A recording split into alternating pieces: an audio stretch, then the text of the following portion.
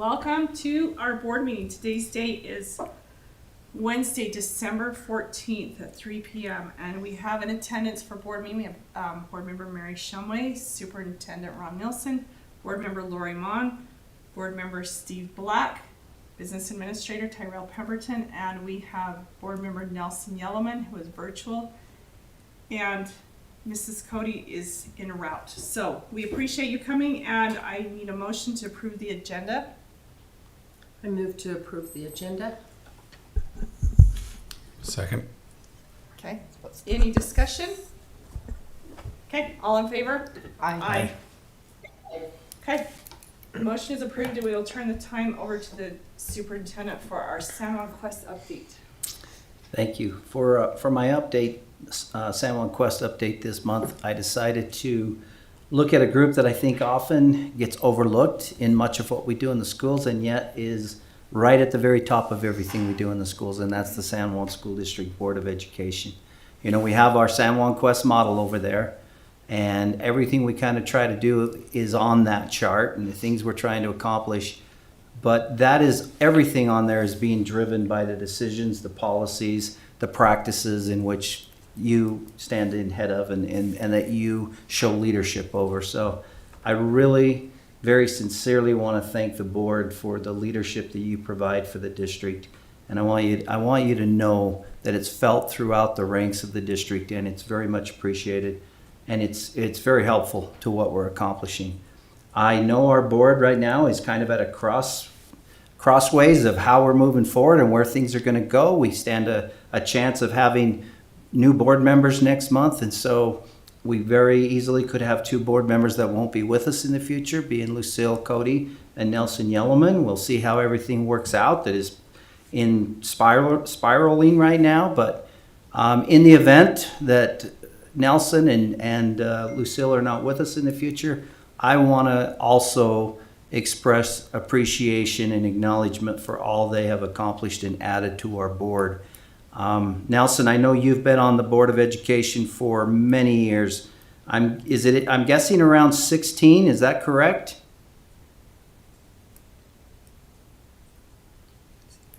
Lost him. Did we lose him, or is he? 16 years.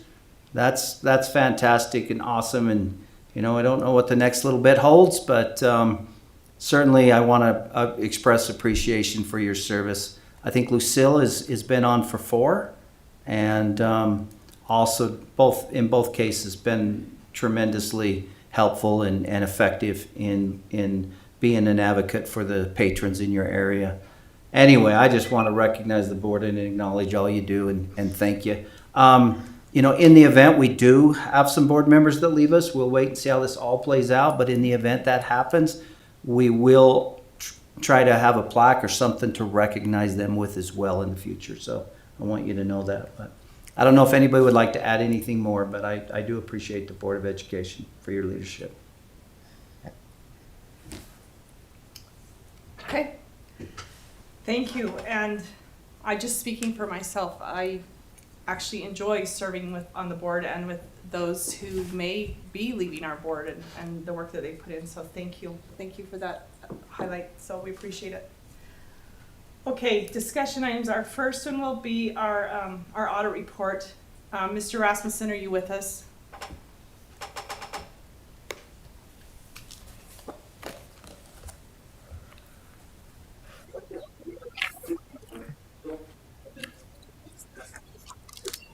Okay, perfect.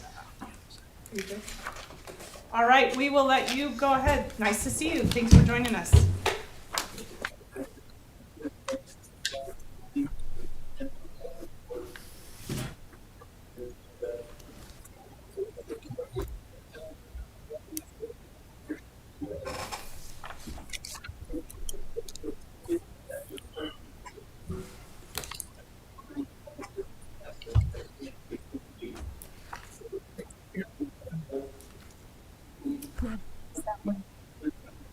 I don't blame you. So we're glad technology allows us to meet this way. So go ahead.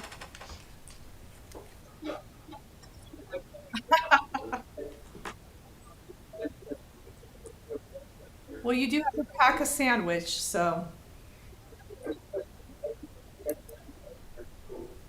Nice.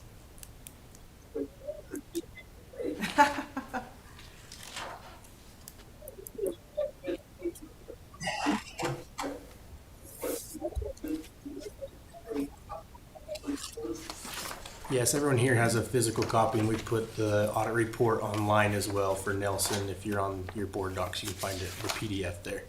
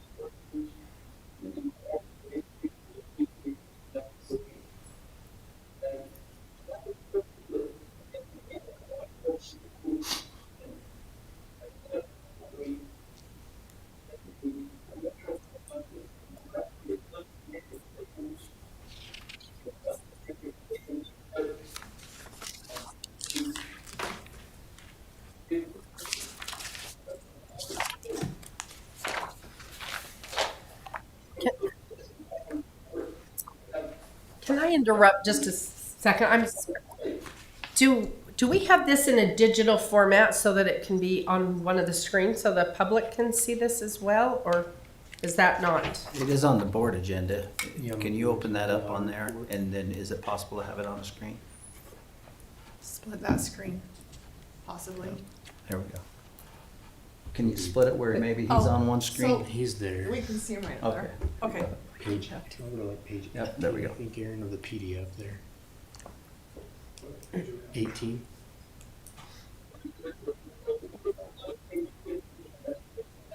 Okay, thank you. 18 on the PDF, Aaron, if we, right there, that one. Thank you.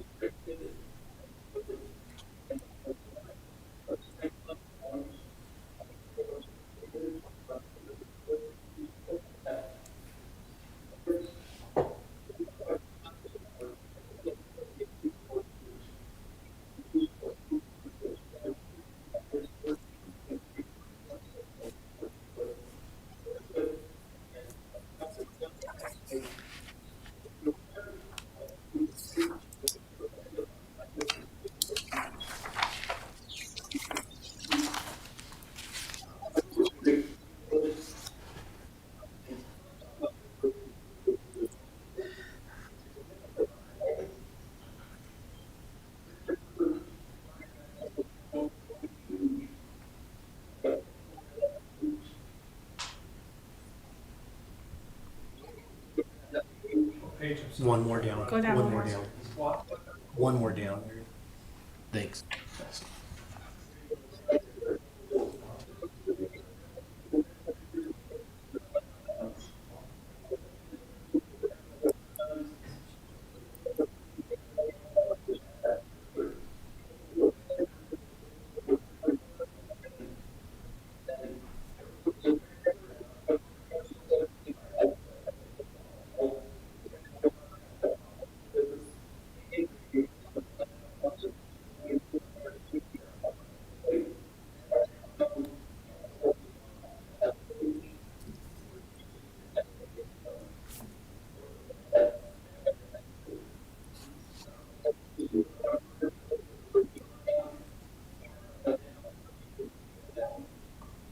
Right there. There you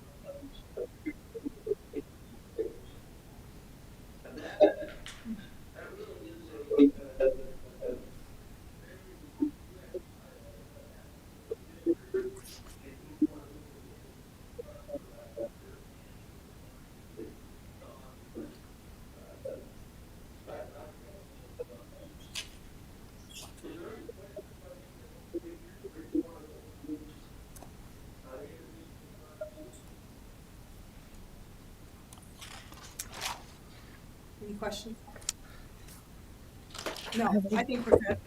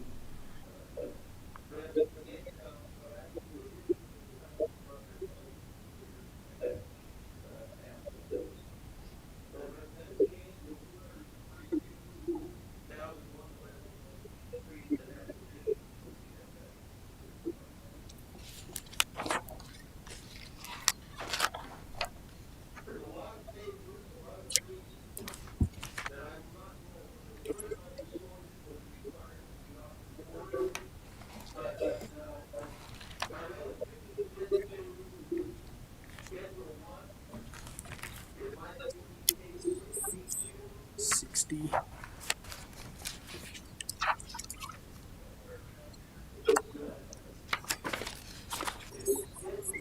Six months. It's probably 62 for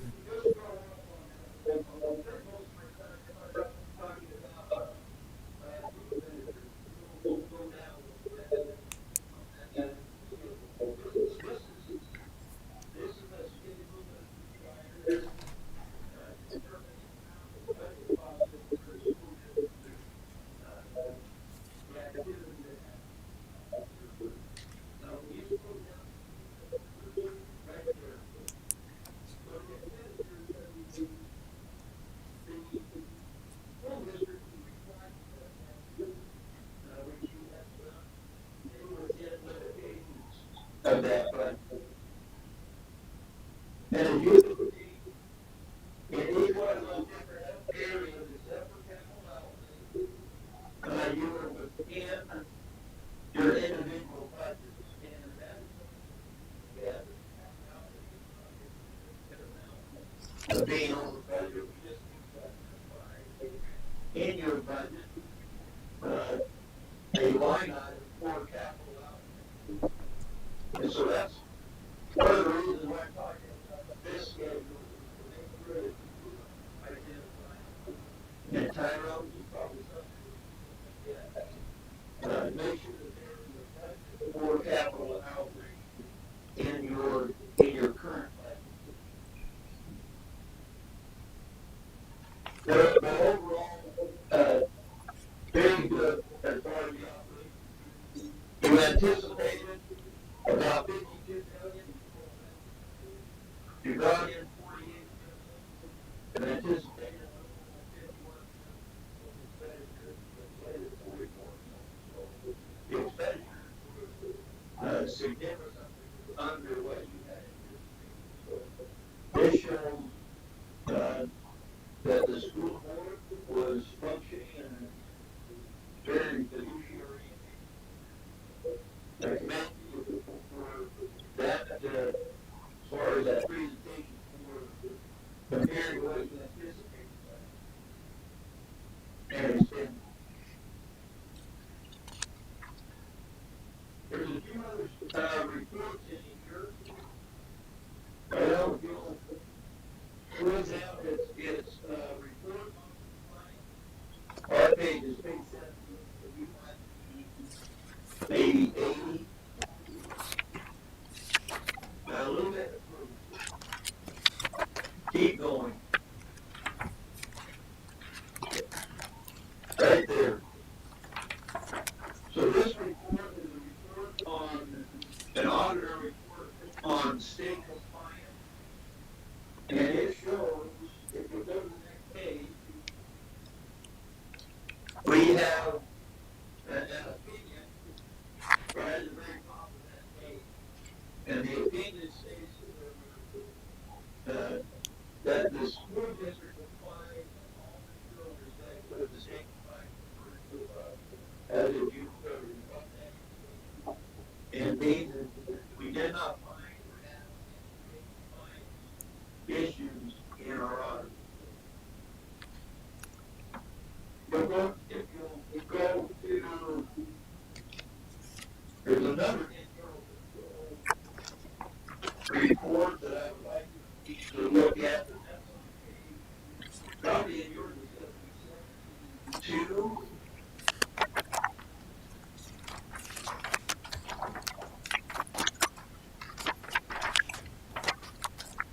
Let's see, is it internal control over financial? Yes. So if you will go to the bottom of that page, the last paragraph of this report, the last sentence says, given these other cases, we did not identify any consider to be and then if you go to the next page, the next page also shows in that first paragraph the results of my test.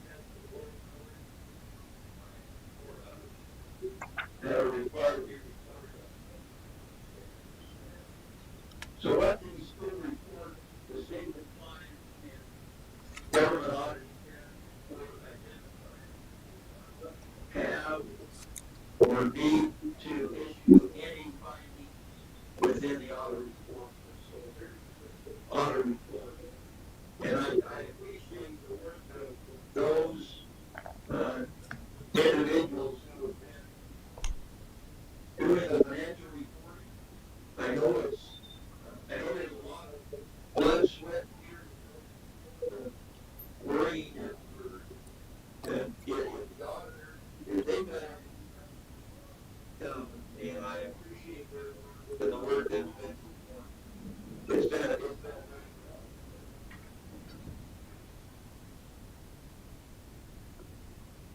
and I don't have anything further in the audit unless there's questions. Any questions for? Not right now. Okay, Nelson, any questions? Okay, okay. Thank you, we appreciate you joining us. Quick comment. Yes. I know the business office all year long, you know, it has the responsibility to work with these numbers and to keep these reports. And then when the audit comes, that is a week where they're stretched very thin in a lot of different directions. Anyway, I just want to pay tribute to another part of our team that is working very well and effectively, and this audit is evidence of that. So I just want to appreciate them. Thank you. Okay, we appreciate you joining us, and we'll see you again next year. Same place, same time. Hey, Thank you, Doug. thank you very much. Appreciate the opportunity for this work. Thank you. Thank you, have a good rest of the day. Thank you very much. And yes, I do echo what the superintendent did say. Thank you, Tyrell, to your office and department. So it's nice to have a great report. Thank you. It's good to have good staff. Yeah, and thank them for sure. We appreciate them. So, okay. All right, Mayor Hedlund, would you like to come to the pulpit? And you're going to give us this I gotta take off my mayor hat though and put that one down. I'm going to put on my mom hat and say that I have 7 kids who have 2 have gone through the school district and 5 currently. And thank you guys for everything you do because I love our school district. Thank you. And then I'll put my USU hat on and thank you for the STEAM work that you guys help me with the STEAM Expo every year for Utah State. Now both of those are coming off. Another hat I wear is I do land management.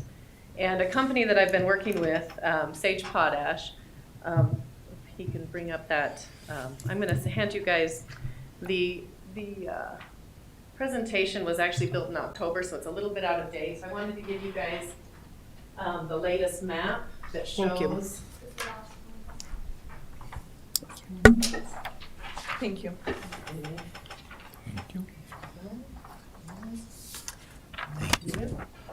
And if anybody else wants to see any of these, I'll leave those up here. So Sage Potash is a corporation that we have 3 locations, one in Vancouver, Canada, one in Kaysville, and then my kitchen table is the 3rd location. And so I don't know how the best is to have you scroll down through those. So again, this was the previous operating area. We just received word that that we ended up getting all of those sitland lands that we had requested. So if you see on the map, you can see that the area. It is east of Monticello in the Eastland area.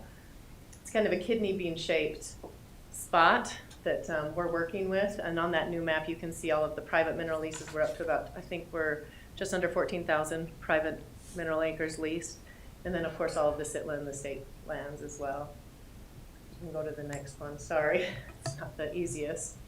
So just a little bit of history on this. So this, originally it was called the Senon Potash, and it was drilled in 2013. And for $8 million, they drilled a beautiful hole out there in Eastland and found this potash bed. It's pretty amazing what's in there. We'll kind of get a little bit deeper, but the project was abandoned in about 2016 because, you know, fertilizer prices, potash prices just absolutely tanked at that time. Go to the next. So why now? I love presentations. Currently, if anybody's been, you know, listening to the news lately, the fertilizer issues, especially with Ukraine, and the war currently has put us in kind of a hot spot as far as getting what we need. If you go to the next one, sorry, it's not very conducive. And to the next one, we kind of already talked about that a little bit. But a lot of people don't realize that we import 95% of the fertilizer that we need in this country. And it's been very difficult. Prices have skyrocketed with the war.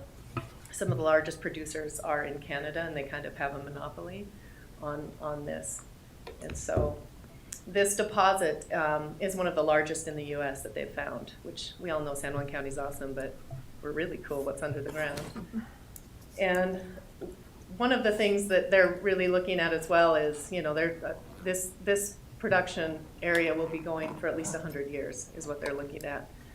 If you'll go to that next one, sorry. So a lot of people imagine Intrepid out of Moab, and they're, you know, with the evaporation ponds and whatnot.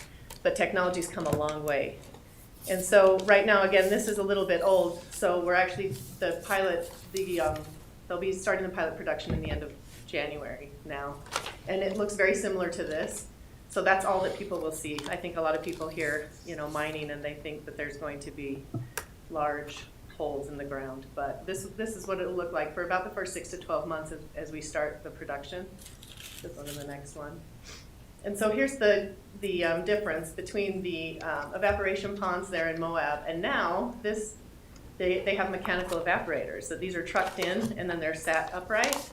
And one of the coolest things about this company that we're using for the mechanical evaporation is it's patented through Utah State University. It was actually a student-led project that came up with these. So kind of it's just a fun little tie-in that, anyway, I think is neat. You'll go to the next one. So within a year to 18 months, as it expands, their plans are, there's 3 other well sites that'll be drilled as well. So then the modular production plants, again, there's very little that is permanent. There'll be some cement poured and some, you know, administrative offices, labs, and things like that. But for the most part, it's as modular as it can be. Thanks. And then greenfield. So this is what probably 3 to 5 years you're looking at. Most likely the one that's next to the logo in the sites where the wells are being drilled. It's pretty exciting. I mean, for our area, San Juan County, you know, we all know it used to be known for its mineral extraction, and we used to be one of the wealthiest counties, and we're hoping that this will help get us back there. And very small footprint for as large of an area as we're working with. Anyway, do you guys have any questions? It's kind of a quick run through. Do you have a projection on what San Juan School District will receive in property tax monies, and how, you know, the amount of employees, what we can look at for anticipation for school population, those kinds of things? Well, that's, you know, when I started talking with these guys, I said the 2 things that are going to kill this project will be your workforce and housing. But it looks like we have some other projects that are coming up that are hopefully will add to the housing. So we hope for that. Realistically, well, their projections are within a year and a half having 100 employees. And so it's going to be a task. We've been working with Workforce Services. Great. And I think it might be a conversation to really start with JJ and the CTE program as well. We've talked with Utah State of like looking at some sort of, you know, workforce pipelines as getting people on the ground. As far Question, are those full-time they'll be full-time jobs with from benefits? Everything. Yep, everything from be the lab huge. work, from from trucking to admin to just, you know, everything that it takes to get these out. As far as, you know, property tax and things, you know, we have some surface use agreements, but we don't own any of the land. You know, it's all just the mineral rights. But I mean, if you take, for instance, I'm trying to think. The head guys gave me a rundown. I'm learning a lot. I had no idea. It's pretty intelligent. Well, we can follow up, you know. But if you just look at the amount of tonnage that they're looking at, and it's about 725 a ton right now for potash, and they're looking at like 1.5 billion tons coming out of that deposit. So and then the Sitla lands, it's a 5% royalty. So, you know, it's hard to speculate and hard to say, but it could be very beneficial to all of us. So this is another little brochure. This is, again, slightly outdated. We changed logos. I like the old one better, but thank you. Oh, go ahead, Ron. Now, you said this is out towards Eastland? It This is is. not out Thank you. towards Dry Valley. This is No, Eastland. this is Eastland. Okay. So if you look at that map, you can see the highway. Yeah, the red line is the Okay. highway running out there. This just talks a little more about mineral So rights. this is up and going Oh. currently, Yeah, to so some the- degree. Yes, so the pilot well has already been drilled and that they found the, I mean, well, again, it was, 10 years ago that Yeah. they found the original bed and then and they've spent, I don't even know how many more millions doing all the geological surveying and finding that thick bed. The other nice part that's so attractive about this to this company is getting it out of the ground. Most other places, like up in Canada, they use it's just a water solution to bring it up and then evaporate it out, and it's recycled, which is also nice. There's no chemicals that are required, so there's no issues that way. But because of our geothermal, they have to heat the water in Canada. Here, they can just send it in the ground. By the time it hits those potash beds and comes up, it's as warm as it needs to be. So it cuts down on quite a bit of the production costs. But yeah, so the Johnson hole has been drilled. And again, some of it, we'd be a little bit more ahead, but just waiting on parts. I mean, those mechanical separators are, the supply chains on parts, on things like that. But yeah, so it's pretty exciting for our area. Okay, and so from us, are you looking for a letter of support? Well, or, we what? wrote a grant. USDA came out with a grant called the FPEP, their FPEP. It was a fertilizer production expansion program that the Biden administration realized the need and the reliance we had on the Ukrainian potash. And that was already due. So because I got COVID at the last meeting, I apologize, but I'm better now. And so who knows in the future. This is just mostly Okay. to let you guys know, seeing how 50% of the area is SITLA, just to keep you guys in the loop of what's happening. And yeah, it's pretty exciting. So Great. That Any is more comments? Very exciting.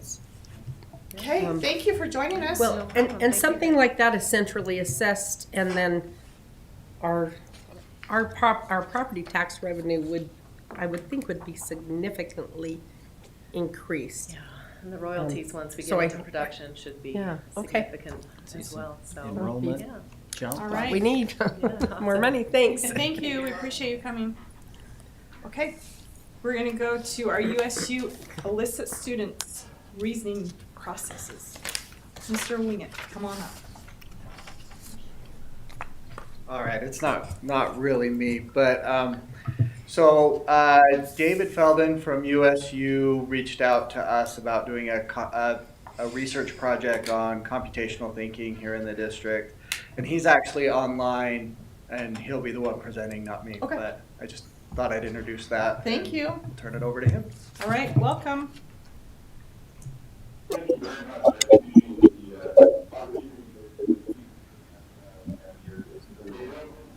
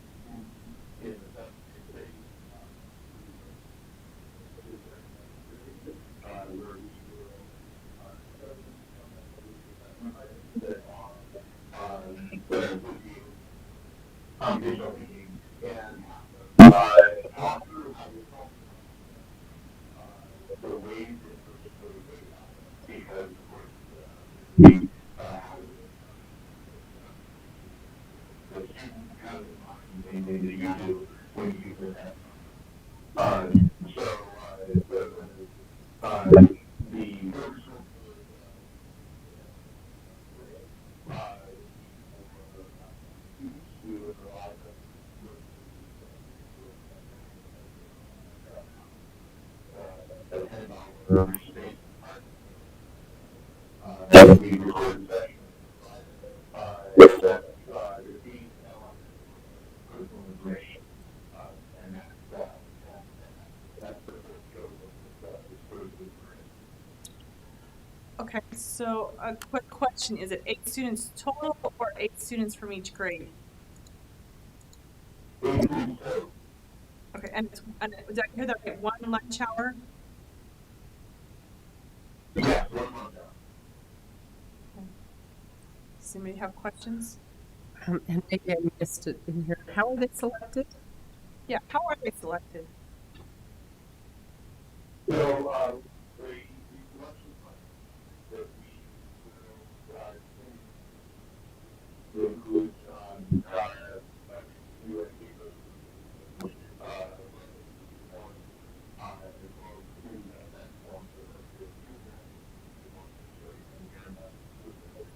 once we get those, we then run the training the aids on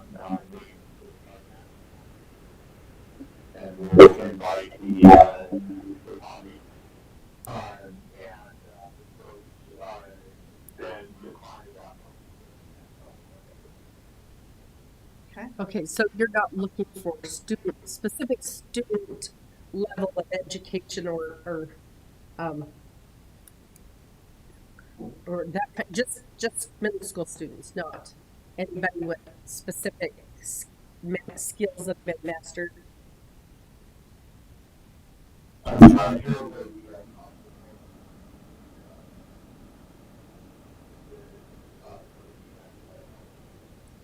But just wondering if you are looking for specific skills. I forgot. I'm trying to look up there to see you and then here, but specific skills for students, or is it just any student who attends middle school? And is it specifically ARL?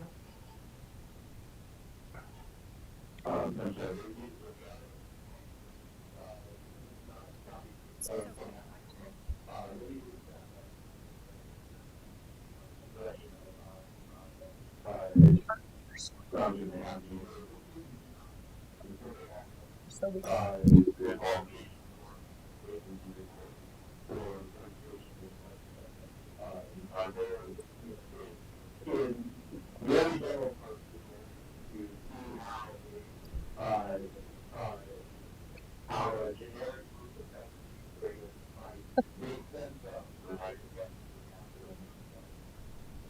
yes, that answered the question. And is it for blind or ARL, Alpha Lyman?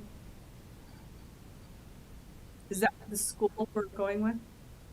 Julie, do you Which know school? anything about it?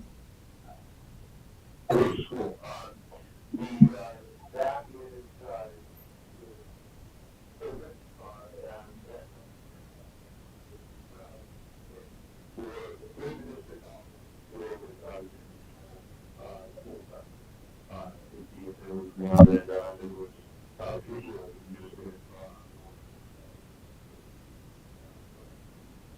Okay.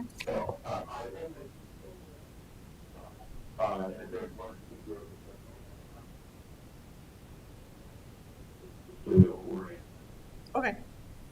Any more questions, board? I had thought ARL would be a good fit. Sure. Okay. Perfect. All right. I don't think we have any more questions, and we do have this on as an action item tonight. So we'll see how that goes. Thank you for joining us.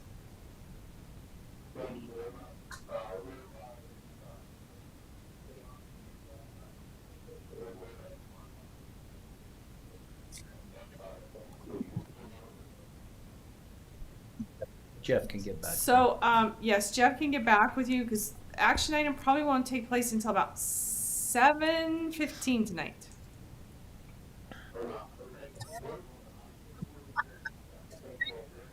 Stay on, whatever you want to do.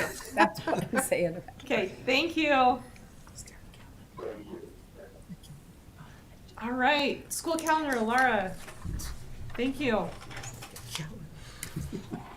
So after our last meeting, the board recommended we create a third option for a school calendar. We also sent out a calendar survey to all of our teachers and our principals. At the time that I pulled the survey, I had 143 responses. We have around 200 teachers, so I feel like that's a pretty good showing. But do you want to pull up the survey results, Erin? So the 3 calendars we proposed, option 1 was kind of our old school calendar. We had the 3 teacher days in August. We had full day CCR. So we didn't have those additional teacher days after fall break or Christmas break. Option 2 was the new calendar that President Mon suggested we put out there, where they have fewer teacher days at the beginning of the year. So that'd be 2 days in August, a teacher day after fall break, a teacher day after our Christmas break, and a teacher day after spring break with the half day CCR. And then option 3 was, or maybe I had the option 1 and 3 backward now that I'm looking at that. So option 1 was the calendar we first presented with the 3 teacher days in August, a teacher day after fall break, a teacher day after Christmas break, half day CCR, and the option 3 was the old school one where the 3 days were in August and then a full day CCR. You can see we have a overwhelming majority for the option 2, having the teacher days spread out through the year. We also presented the question after the last meeting of, now that I have experienced a CCR day in the new format, how do I feel about it? I either prefer the CCR, the half day CCR, I prefer the full day, or I have no preference, and the half day CCR was the majority on that one as well. So, and I probably missed this the last time, but was all a survey with teachers and staff, or were any parents? This particular survey went to teachers and school principals only. Okay. Because I feel like I should have suggested, we have all these students and families in the SJSD district that it affects as well. And we don't always get a lot of feedback, but it's nice to put that out there for them to respond and look at it and give us In regards to the CCR days specifically. CCR days and the calendars. Okay. It's nice to have families and The calendar, if we were to go with the survey results of option 2, the only change that would have for parents and students was we would start school on a Wednesday instead of Thursday. So we'd start a day earlier. Otherwise, the school calendar, the start and end date would stay the same for the other 2.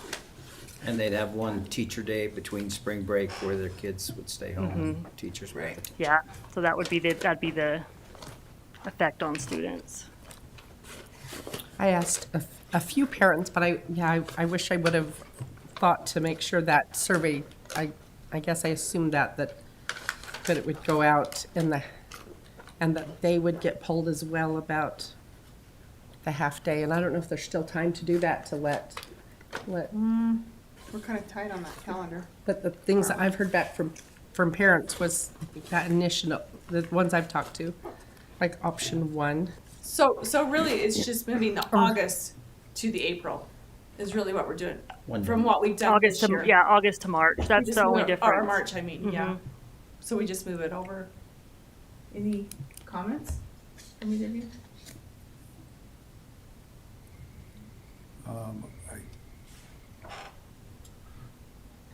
I guess as far as proceeding, I would be inclined to vote on one today rather than delay another month.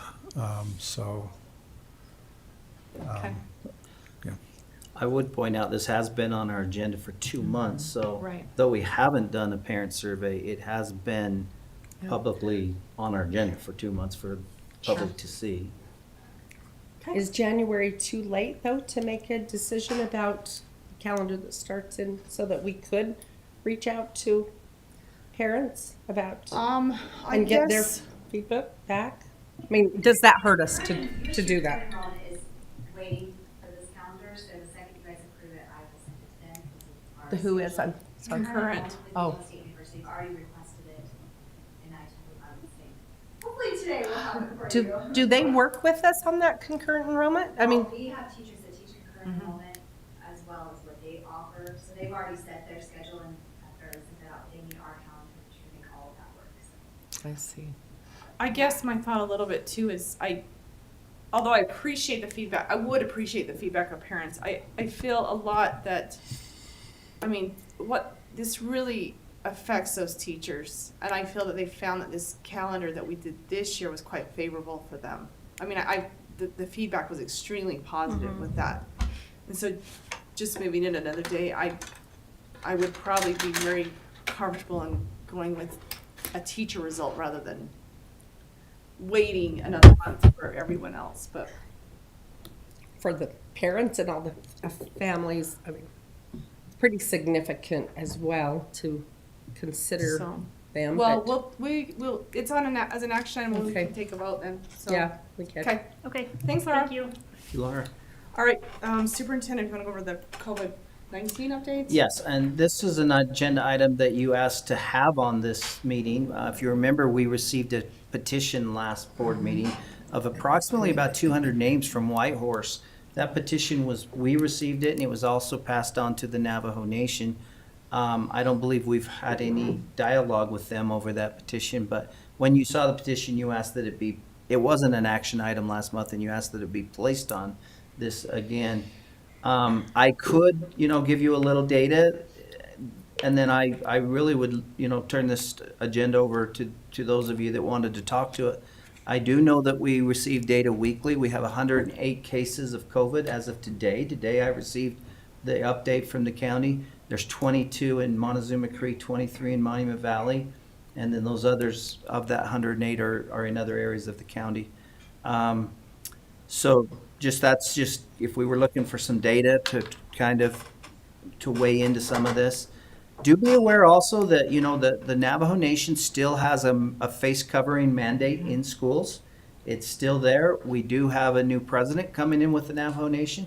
And in many of his pre-elections speeches, he did talk about opening up the Navajo Nation. I don't know exactly detail what that means, but he should be taking, January 1, I believe he takes office. January 10th, Is it January what? inauguration, it's Jan- January 10th. January 10th, okay, he takes office. And at that point, some changes may or may not be made. I hate to speculate, but there is a chance. He definitely expressed a different attitude towards some of this. And then the last thing that I'd make sure the board is aware is that these are things that are watched. I would definitely want the board to know that, you are in charge of any decision within our schools. So you certainly could make a decision to change what we have in place or go a different direction. But we did find out last year that when there was a complaint made to the Education and Health, and I forget the other committee for the Navajo Nation. HESI, the HESI committee? Yeah, exactly. They were very concerned about that complaint that we didn't have a face covering mandate at San Juan High. Once we explained to them why we did not, but they came all the way and visited us in person with mostly their entire committee, I think. They had about 6 or 7 people here. Lucille was very helpful in that meeting. You came up and was very helpful. But just be aware that there are implications that do go beyond just San Juan School District as we work with our relationship with the Navajo Nation and the things that they want to see happen in the schools that are within their boundaries. So that's really all I would add to this. And then other than that, I know you wanted to speak to it. That's why it's on the agenda. I'll turn it over to you, to the board. Did you have any comments? I'd be interested in what Lucille, her area. I know, our, Lucille, will you pull your mic down, please? Thank you. Then we can, yeah. I know there's an uprise in COVID again. So, I just, and I would like our kids to be safe. But then we've been in this time of COVID, and we should all be educated and understand what's at risk and what we need to do to take care of ourselves. It's just not like, it's the choice we make for ourselves. If we want to protect ourselves, then we wear a mask. If we want to go without and we feel comfortable, then, we've been dealing with this for 2, 3 years. for sure. Yeah, 2 years. Almost 3, right? Almost 3. Right. Get around to March. So So- Lucille, are you, maybe, the question I would have is, are you more comfortable with your area with following the guidelines of the Navajo Nation and then seeing what happens with your new president in January and what their feeling is? Or are you feeling more like honor what the students want? I would honor what the students want.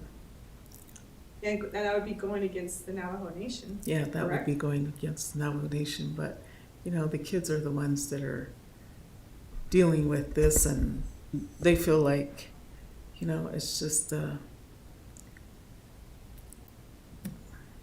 it's like a barrier. It's like, they can't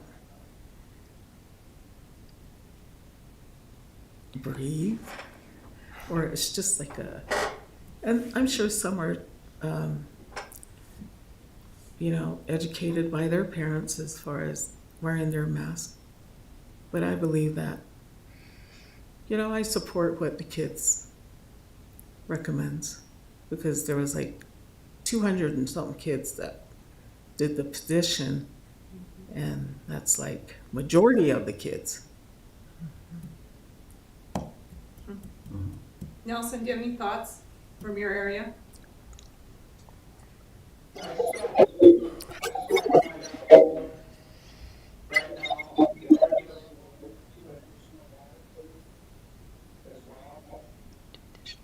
Viruses.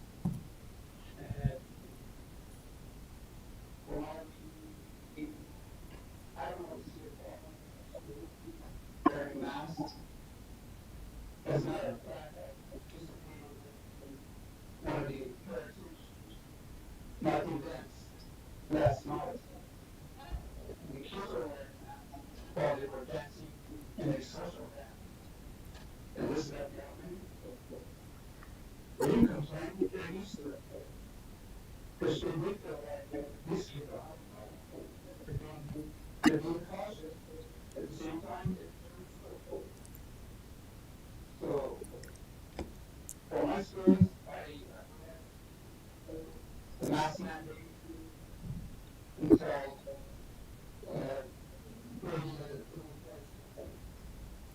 lifts that. That's all.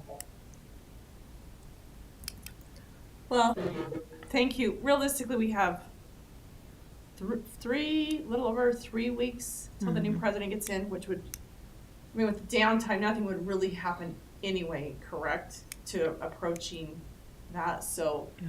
maybe come January, we could readdress that in our board meeting, so let's just move that on Keep to it our on the next. agenda? Keep it on the Next. agenda, and we'll be very aware of it, but we appreciate your thoughts. And do you feel comfortable with that, or you feel like those students need, because they've spoken out, do they, do we They voiced their opinion. respect and honor the kids? As we mentioned, this has been almost 3 years, so does this become life, wearing masks for people until they become an adult, and then they can hopefully do I don't know if they can do what they want there, but I did love your sentiments about these are the kids and they've asked for that and it's the majority. And do we ignore our students and their requests? That's their I mean, they're not adults, but you know what? They're people. They're not. But I don't see a huge deal in waiting till January. But I think that we should consider these as real people asking for something that's important in their lives. Go ahead, Steve.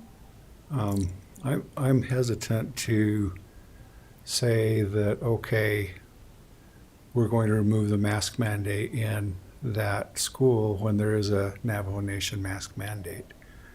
But on the other side of the coin, I'm not too interested in having our school district employees enforcing that mask mandate. So that's my thoughts. It's tough. Yeah. It's That's tough. I mean, That's a good point. If somebody doesn't have a mask mandate on, or if somebody doesn't have a mask on, is it the responsibility of our employees to require it? Are we policing that? And should we? Well, I would, well, the kids are going to be in school just through next week. right. And we can wait until the new president comes into office and then we'll go from there. But I Because we definitely would, And yeah, Lucille, think it's something we put on. your term ends. yeah. However, I believe it's something that, I mean, I think we need to see all sides exactly, and I feel we need to, for sure, have this on our agenda next week or next month and address it again. Because, yes, those students' voices need to not go unheard. Yes. And I believe, I Absolutely. mean, you've got relations with the Navajo Nation. I really think you should explore that very quickly and hard come January and see where we're at. Yes, and have you reached out? Is the Navajo Nation aware of these students' request? Have they requested it of the Navajo Nation as well? Yes. The That's what I petition was thinking, sent to them, that it was, but we didn't get a response back, but it was sent to them. So, I would think that one thing that we could speak with, Mrs. Schaefer and this, actually, we've got two of our Christy? administrators here, that, especially the students from Whitehorse High School, about that petition, that they know that that petition is going to be addressed again with that new Navajo Nation president. They need to at least know that that's gonna happen on our end. So I think if we can make sure that that happened and Yep. figure out what I can happens follow with up with that. school, Okay? sure. and can we get involved with the students in that request for it to be students' choice? The students students and staff and people who want to wear them have a choice to wear them. Can we get involved with the students and advocate for their request? Yes. The I board mean, can, yeah. board can pass a motion to do anything you'd like the voice to come from this board that you'd like to have.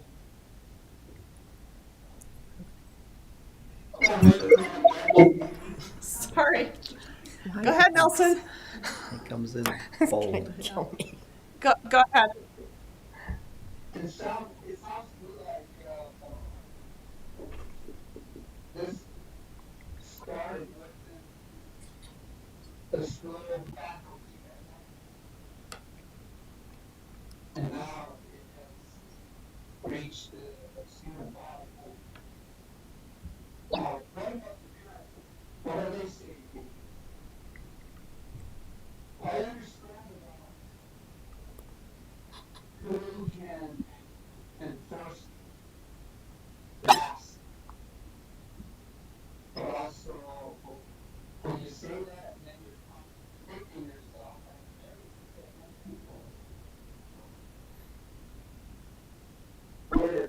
We're not policing. When the need is needed, the school district or the staff handling these 6 students. Are they gonna, are the school district getting students to a facility? Because sound too bad. We need to get the parents involved in the community and even the local. Again, you've got that we don't have the facility. We put people on that. And again, I say there's that is additional. And I would watch it. They're recommending to wear masks indoors and outdoors because of that additional. So you're saying anyway, it's a fun year to Well, if we choose to have parent input, of course, we wouldn't have any results back till the next board meeting. So we're probably safe to sit on it for a couple weeks and then approach that right after that new year. And then we'd probably need, if we're requesting more information, I don't know. Are we wanting more information with parents? Well, how many days of school do we have left? We have a week left. Yeah, see? So if we wait till So if January. if we gave the scholars the privilege to just experience the mass thing for just a week and then look back at it in January, I mean, at least that way we know, their voice was heard. I'm not sure I'm following you. You give them the opportunity to do what now? Lift To it or? to To have it be optional. to make it optional. If they wish to wear their masks, it's fine. If not, then that's their choice for at least a week and just. So my question, would we be comfortable with just allowing Whitehorse High School, since that's where the petition came from? Mm-hmm. Just So it'd just be Whitehorse High School. Whitehorse High School?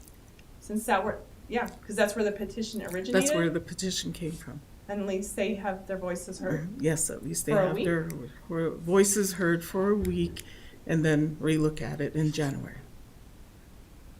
That's an option.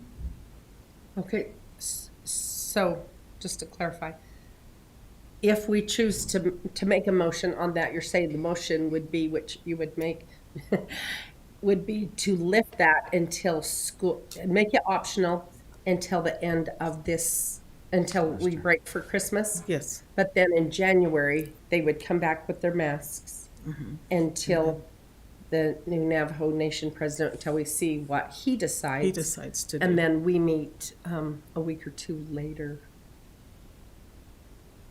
on that. No, we don't meet till the middle That of would be January. Merry Christmas for, We don't meet till the 25th of January. Yeah, we meet the 25th in January. so it's but really, what, 5 weeks from now? would you have a conversation by the time board meeting comes around in January with someone from the Navajo Nation? Yeah. Only about that school. Yes, I may have multiple conversations. I might get calls. You might have a lot of calls. So be aware that they have bi-weekly now updates. They've gone to every other week. And they have their health department weigh in very, very carefully. They have data and they express what their health precautions, protocols that are in place. So I have an opportunity to hear those every other week and to be involved in a meeting. I'll be honest, I don't see, unless the president changes direction, I don't see anyone in the chain that I work with saying, well, yeah, that's okay in one school. This board for the first time would go against what the Navajo Nation government is asking, which, if you remember in COVID, in the very beginning, the one thing that this board did say was, let's try to follow both the state of Utah and the Utah Health Department and the Navajo Nation and the Navajo Nation Health Department's guidelines. Now, that was clean and easy. It took us in two different directions. We had a situation where we had students all year long virtually in one region of our district and in person with a mask mandate in the other region. And then the next year, when we had everyone back, we had no mask mandate in one region and a mask mandate, which is where we're still at presently. But it was still clean in that I could always say, when questioned, the board's position was try to stay compliant to the sovereign nations that are weighing in on this, both the Navajo Nation and the state of Utah. This would be the first time that statement would not hold true. And I don't think, short of the president changing direction, you're going to find anyone in that chain that's going to agree with us changing.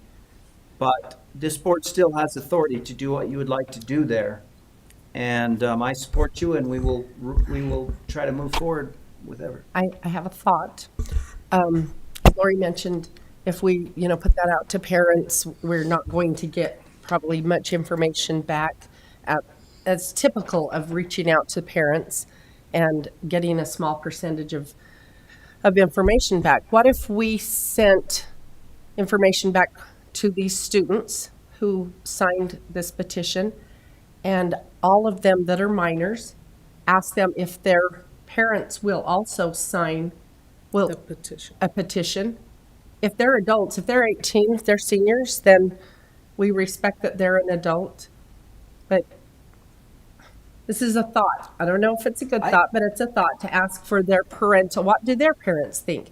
Now, if their parents, if we lift the mandate or the required mandate and these students choose not to wear masks, I know that in some homes, people are afraid of having those students come back into their home and getting other family members sick. So I will honor that thought that people are, minors are still minors. And you know what? In middle school and high school, kids get really tired of not being adults.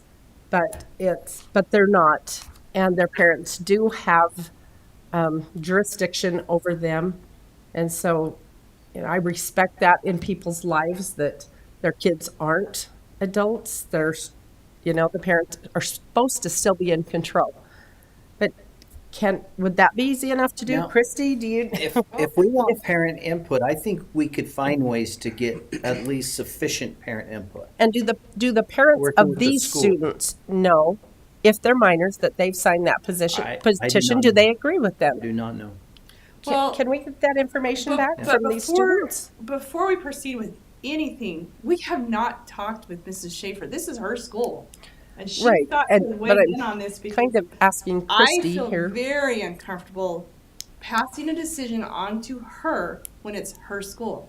I'm not comfortable with that. We have had some feedback back. But we need direct Right. communication with Kim about this because I don't feel like we should be saying, this is what you're doing in your school. She's not comfortable with that at all. So either someone's got to make a phone call with this tonight or we wait until January because. She's not by chance So, online, is she? Have you talked with Kim? Yeah. We didn't talk about this prior to the board. Is she- She does when it's on here. She's probably hearing me right. Kim, are you on? Kim. Can we get her on? She'd have to join. She'd have to join. I don't know. So go ahead, Christy. Do you want to speak to that? A couple of things just come to mind. I think we've heard from a group of students and. I'm gonna come up so they can Yep. hear you. Thank you. So my understanding of the situation is that it did generate from the students when they came to Principal Schaefer about wanting to have their voice heard, and she said, here's one way you can do that. Not necessarily from the faculty about the masks. Faculty may feel differently. I mean, I know some of them signed the initiative. Lucille might know more as well because she's talked to Principal Schaefer as well. My concern, one concern that stands out to me in all of this discussion that I would like to express is that to allow the students to take off their masks now with the possibility of them putting back on would put undue burden on administration and teachers. And I don't think that would be fair to them to go that route. So I think I would propose to the board, whatever decision you make it for, we take our masks off now and we put them back on later. I just don't think that's going to work out well for anyone. And I think this goes back to what we always, I appreciate Nelson's comment of, we've heard from students, but parents will respond. We know in all of during COVID, we had Qualtrics surveys that went out and we had a great response rate in the river region. So if we feel like you want parent input on it, I am confident that a Qualtrics survey would get that parent input. I don't know that we need to go down that route. That's your decision. I will say that in response to, this was sent to Navajo Nation, we did hear back from Derek Franklin from President Nez's office with a couple days later with the new health order that again reminded us that they are, and that was asked to be shared with the students, that the Navajo Nation is asking them to wear masks, so that communication was provided for students in their response from Navajo Nation leadership. So it's been an interesting process our students are learning from, is that they are petitioning this board, also petitioned the office of the president and got a response of what that looked like for them. So I think this has been a really educational experience. So that part is a huge benefit that's been facilitated by Principal Schaefer, but those are kind of, I don't know. If you have anything specific, I'm happy to answer. I just want to clarify. So are you saying that this did not start with staff? It was initiated by students? Initiated by students. And Kim, our Principal Schaefer, can speak to that specifically, but I know that this wasn't the staff trying to get students to, sponsor this. The students, and that's not surprising. I think our high school students are learning how to advocate for themselves, how to have a voice. The masks have been on a long time. It is challenging with the masks, especially for our high school students. So, I mean, this is not And- surprising that we would hear and- this. and And staff- our feelings may not be the same in each of the regions that I work with. So I want to make sure that voice is heard as well, which I think you've heard from Lucille and Nelson. Like, our And- communities are not all of the same opinion, even within one community, but you might And hear be a aware, voice. when we talk about parents weighing in, staff also is a concern that would weigh in. Mm-hmm. We've had a number of buildings where staff has been very concerned about the healthiness of the environment, and this could definitely be something that would generate some interest from them as well. Yes, and I They think should it's an weigh in. interesting time to be addressing this because this is flu season, right? So, I mean, I say waiting a little bit with, with the new president coming in and after the holidays when everyone's been home with everybody else. I don't know, there may be some things to consider in your decision making that just waiting just 1 minute might be a positive outcome for attendance. But at the same time, I also want to honor the voices so that they're heard because, I mean, this has been almost a 3-year process, so, yeah. So Kim is on. Erin, can you pipe her in?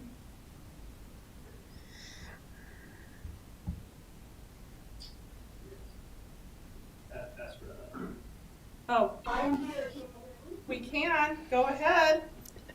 So we had some parents for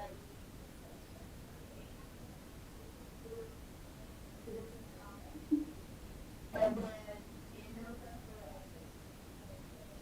the $1 petition, which I mostly because I'm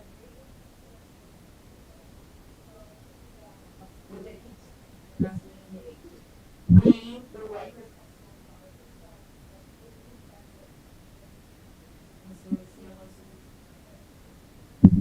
on November 9th. And, the language in their petition, I'm not. And I was supporting in requesting, that this board at least hear the plea to make math optional. And nothing has changed. I want to support ourselves.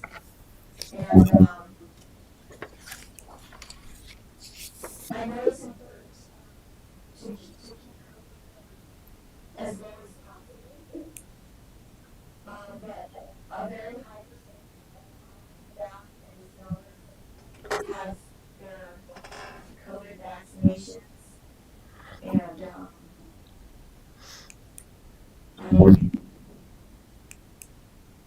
it's hard to tell what's going on. So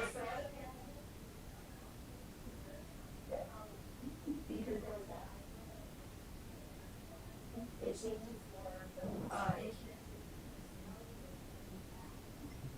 but we have been very good about following down all along. And last year we had very high mask compliance, hardly at all. But it feels and has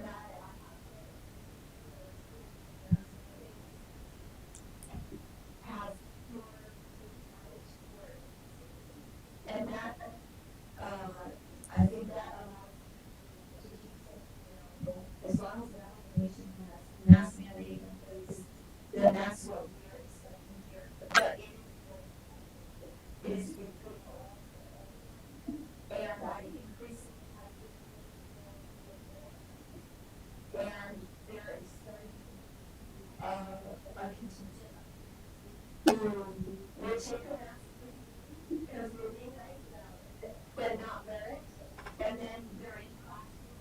And I just hate to see, for the most part, our teachers and scholars have really, and I just really, the tension over, the doors that we're supposed to follow the rules. This kid doesn't have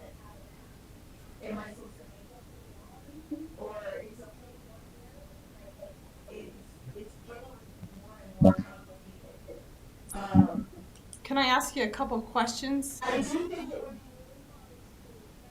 be so now. Yes, go ahead. So that's, okay, we were giving you options. You've obviously addressed the first one. The next one would be January, after we have the opportunity to meet with the new president. I mean, you know your scholars. And of course, they are all going home for Christmas around other people. So if you were given one of the options, what would be your preference? Well, this is probably to answer your question, but I think it would be very positive for us to have a message from the board that we can get to. Like, we heard your plea. We read your petition, and we decided to, and we revisited it. And now it's moving forward and to email or, like try to have some sort of between the board and scholars so that they know that our kids are being and kind, and had heard the petition and that they're not being ignored. I think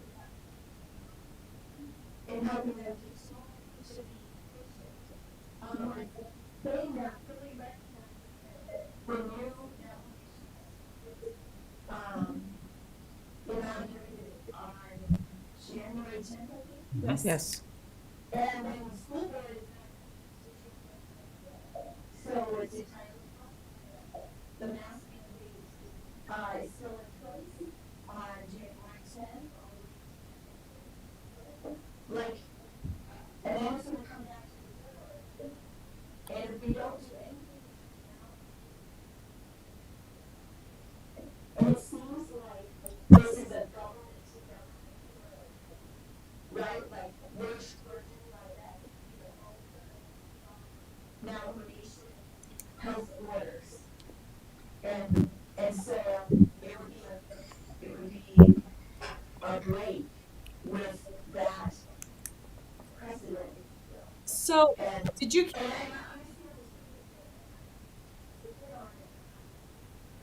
Yeah, so did you catch our conversation about having parental, so if, let's just say we chose to go through the break and then we actually instigated the parental permission, would that show a positive way toward, I mean, and then I guess if, of course, the board would have to weigh in, but. Could I jump in Yeah, on go here? ahead. I wonder about, I agree with everything you said, that the students need to see that something resulted in their voice being spoken and reached out. I wonder, and it's just a thought, could this board acknowledge the students' petition, acknowledge that they have heard it, and the result of that is we would petition the new president, we would send a formal letter requesting that the new president revisit this decision, and we would communicate to him our frustrations, our concerns, and as you spoke, Kim, and we'd ask him to see if, our voice, we would relay the student's voice from the board up to the Navajo Nation. Because in my mind, really, we're going to be in a very interesting spot should the Navajo Nation not eliminate the face covering mandate. Sure, we can do that, but that definitely, there will be some very interesting dynamics with that. And it would be so much better if we could work with Navajo Nation. And the president has expressed some desire to do this, so that there's at least encouragement that he may look at this. I would ask that the board, acknowledge these students' voices by thinking about the possibility of joining them and petitioning the Navajo Nation to revisit this with new leadership. Are you comfortable with that?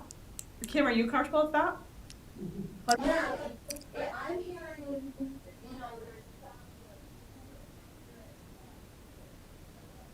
there's but I remember the school board what our scholars to be able but you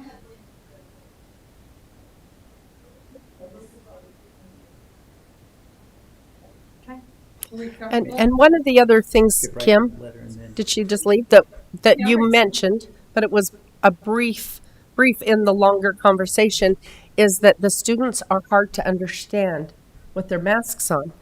And I'm seeing our job to educate students in San Juan School District, in every one of our schools, we need to do the best.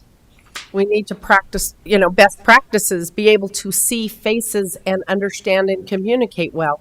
And that is inhibiting, and so I want to include that in our request. It's inhibiting our ability to adequately educate students. And I see that at the elementary level, see it it breaks my heart in kindergarten, right when it started. I went in and it is not conducive to educate young kids with masks on when people can't see each other's faces. And when everybody's participating in, say they're singing a song or they're doing something, you don't know who to encourage to participate more because you can't tell who's participating. It's a huge problem to try to educate students. So that part was, briefly mentioned. It's hard to. I work with kids who will pull down their face mask and they put it right back up because they know people can't understand them. So,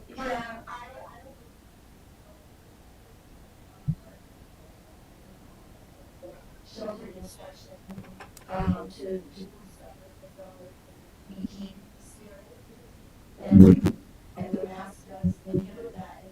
During the pandemic, we were doing the best we can. But at some point, we need to move out of the status.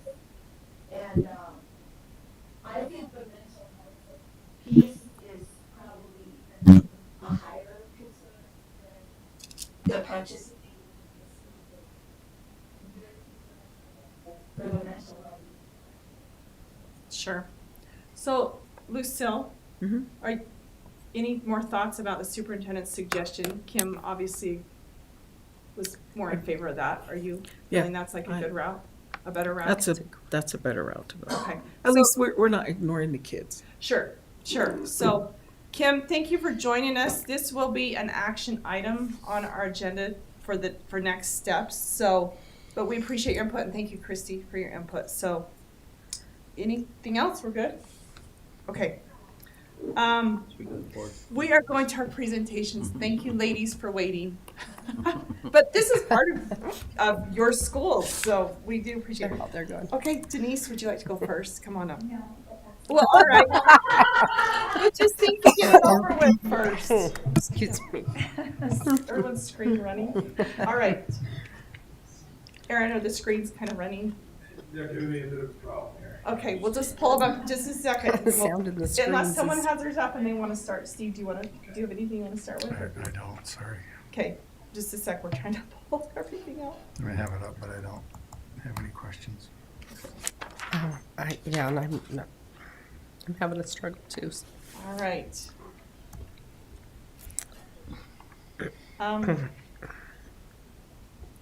Aaron, mine's not quite up. Well, let's see what it is. So on your challenges, you have, one of your challenges is making up for that year of lost learning. Just give us an idea of some of the activities that you're doing and Well, I the think results that you're seeing and things like that. Yeah, if you look at our scores just at the end of the year and the beginning of the year, we're focused, one of our goals is to focus on third grade, math to have 0%, efficient and our reading, our numbers are just so low, but I can tell you, and I did bring some evidence that progress monitoring, we haven't taken our mid-year test yet in Acadians, but our scores they're climbing. So we've got a lot of things that we're doing to help see the increase of the scores in both math and reading. But I'll tell you, our kids used to really be proficient in math, and they are struggling. Our 6th grade math students, having missed, 3rd and 4th grade, it's rough. We have a lot of holes to fill, and our teachers are pushing really hard they're working hard with them, but, you know, we're trying not to wear the kids out, and there's a lot of testing that's required of them, you know, where we do the catapult evaluate tests every month, every other month, you know, for like September, October, you know, that's all the standards, and we see where we are, and where we need to go, and the teachers look over those questions and how can they prepare them for the RISE tests, you know, based on the questions, the type of questions they'll be asking, and just helping them become proficient on technology, and also reading the questions carefully. You know, reading, it's tough. It's still so much higher than their current level is.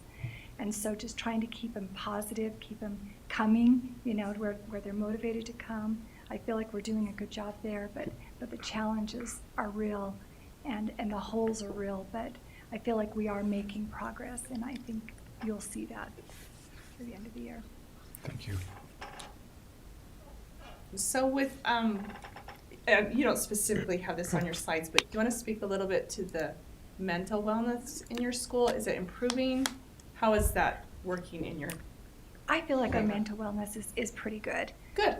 We worked our first year during COVID with our teachers, working on our mental wellness so that we could be prepared to work with the students, because we don't know what trauma and things they've been going through other than a lot of death and grief. That's great, because it was great in my faculty. And so we did hire some consultants to work with us that year. And then last year we worked with our students. We had the book that I shared with you all, Emotional Superpowers. And I felt like that really helped us have conversations. We're continuing that this year. We have, I was just in the classrooms last week with these feeling trays. And the trays have little objects on there that represent anger and sadness and happiness and fear. Anxiety and fear, I will tell you, is probably the biggest thing we deal with. And the masks, the kids don't want to take off their masks. I mean, the older girls, that's who really, they really are afraid to speak. And so, like you were talking about, we are trying to give them, in the lower grades, we're using microphones, having them practice speaking, pulling it down, speaking. We have the kids doing announcements in the mornings, but you know, the mask make it difficult. It's like they want to wear the hoodies and the masks and the long bangs. And no, hoodies aren't allowed. You know, we take the hoodies off, so we let them wear hats on Fridays so they have some comfort level. But we're really trying to build that community. And so when we go in the classroom with these feeling trays, the children, I model it first, and then they get to choose a feeling that they feel. And I really validate those that do select sadness or anger or anxiety, and most of them will choose happiness or love, you know, because it seems like, you know, something easier to share. But when they do share sadness, and sometimes I'll feel it, like if a child will come up to me and want to be hugged and they don't let go, you know, I ask them, are you sad? Are you know, how are things going? And often they will say they're sad, you know, they've lost an animal or something's going on. I'm very much aware, you know, that there's still a lot that we need to do, but I feel like we're on the right track. I feel like by just validating these children, validating the teachers, validating our staff, trying to have these conversations, they're not fun. People don't like to talk about feelings, especially the adults. But we're working on it, and we're getting better at it, and we just got through introducing it to our community. We had a workshop, Safe Harbors came to our community, and they actually raised $30,000 to bring social emotional awareness to our community, and we had to do a lot to get them to come. But those who came, which we had about 40 to 50 that actually came and participated, and now they're doing more individual work on a weekly basis through virtual, through Zoom and things on a weekly basis. So we've just started that, but I am seeing, we're just trying to get all the language out, the right vocabulary, so we're on the same page, and make it a little safer to talk about feelings and emotions, you know. Because I really believe that if the children do feel safe, they are going to want to learn more. They're going to want to be there. They're going to give their best. And so that's kind of what my plan has been from the Awesome. beginning of this. Thank you. Mary, did you have anything? I guess just touch on, I probably know the answer to this, but not for sure. So, the year end, we talk about, I mean, they missed a full year, I mean, at home school for a quarter and a year, and then coming back. So is it really across the board that there was almost no educational increase during that time? I Or- would say yes, except for cultural. There was cultural learning that took place, and I really Oh, appreciated and that's a- President Ness speaking about that to our students at the end of last year. He talked about, you did get an education, you were with your families, you were with, learning more culture, and I have to agree with that. And even the learning that did take place in our school, the things that came back, we always had a cultural component that went home where they made a craft, they built their homes, their hogans, every month they had something that they did as a family. And then we have those displayed in our display cases, so I can't take them out Oh, yet. okay. So. But maybe the academics. For academics, there wasn't a When lot they of reading. came back though into the next grade where they kind of skipped Right. and maybe, probably had students who were not at grade level. I mean, some of them are head grade level. So did we just jump in, do you just jump into the next grade and then try to backtrack a little bit, or did? It's tough. I think Or part of us wanted just- to go back and Yes. teach, especially Yes. kindergarten and first grade, a half year of Yes. that. We didn't. We went ahead and I kind So of it's wish the we right would have. move?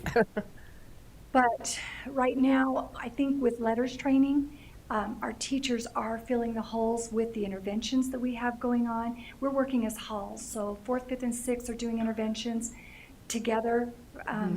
First through third are working together, so we're filling holes where they need it based on the skills, that they're showing they're lacking. So, and we are testing using Acadians and core phonics and others. And so is catch-up really the best way to, I mean, that's what you're describing, I guess, is playing catch-up rather than just saying, this is really where we are.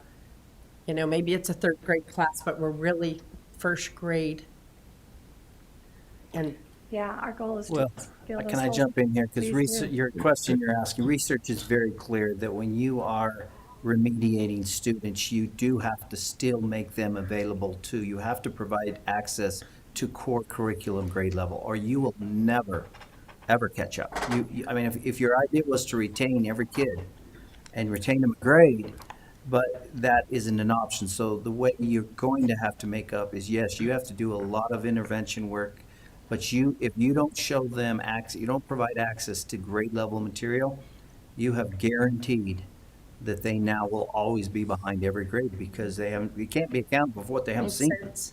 So you have to provide grade level and then provide a whole lot of support. Go there. It's very complicated and tricky, but And that's what we're doing. Yeah. Yeah. Okay, thank you. That's all my Michelle, questions. did you have anything? Okay, under challenges, I see that we're always gonna have that transportation, that transportation issue with our reservation roads. That's just an ongoing thing, and hopefully that changes with the new president coming on. And now what about your attendance? Our attendance isn't bad. We're at 86% right now, and we really do watch that closely. Our liaison is constantly monitoring our attendance, and if they're missing more than 3 days, she's on the phone or driving out there. Like, we monitor attendance to make sure. And right now, with the flu season going around and things, we're understanding. But for the most part, our kids do want to be at school. They choose to be at school. They're happy to be there. That's good. Thank you. Thank you. Okay, thank you so much for being with us. thank you, Denise. Thanks for your work and the challenges you face are Thank you for all hard, you so. do. Okay, Corinne, you ready?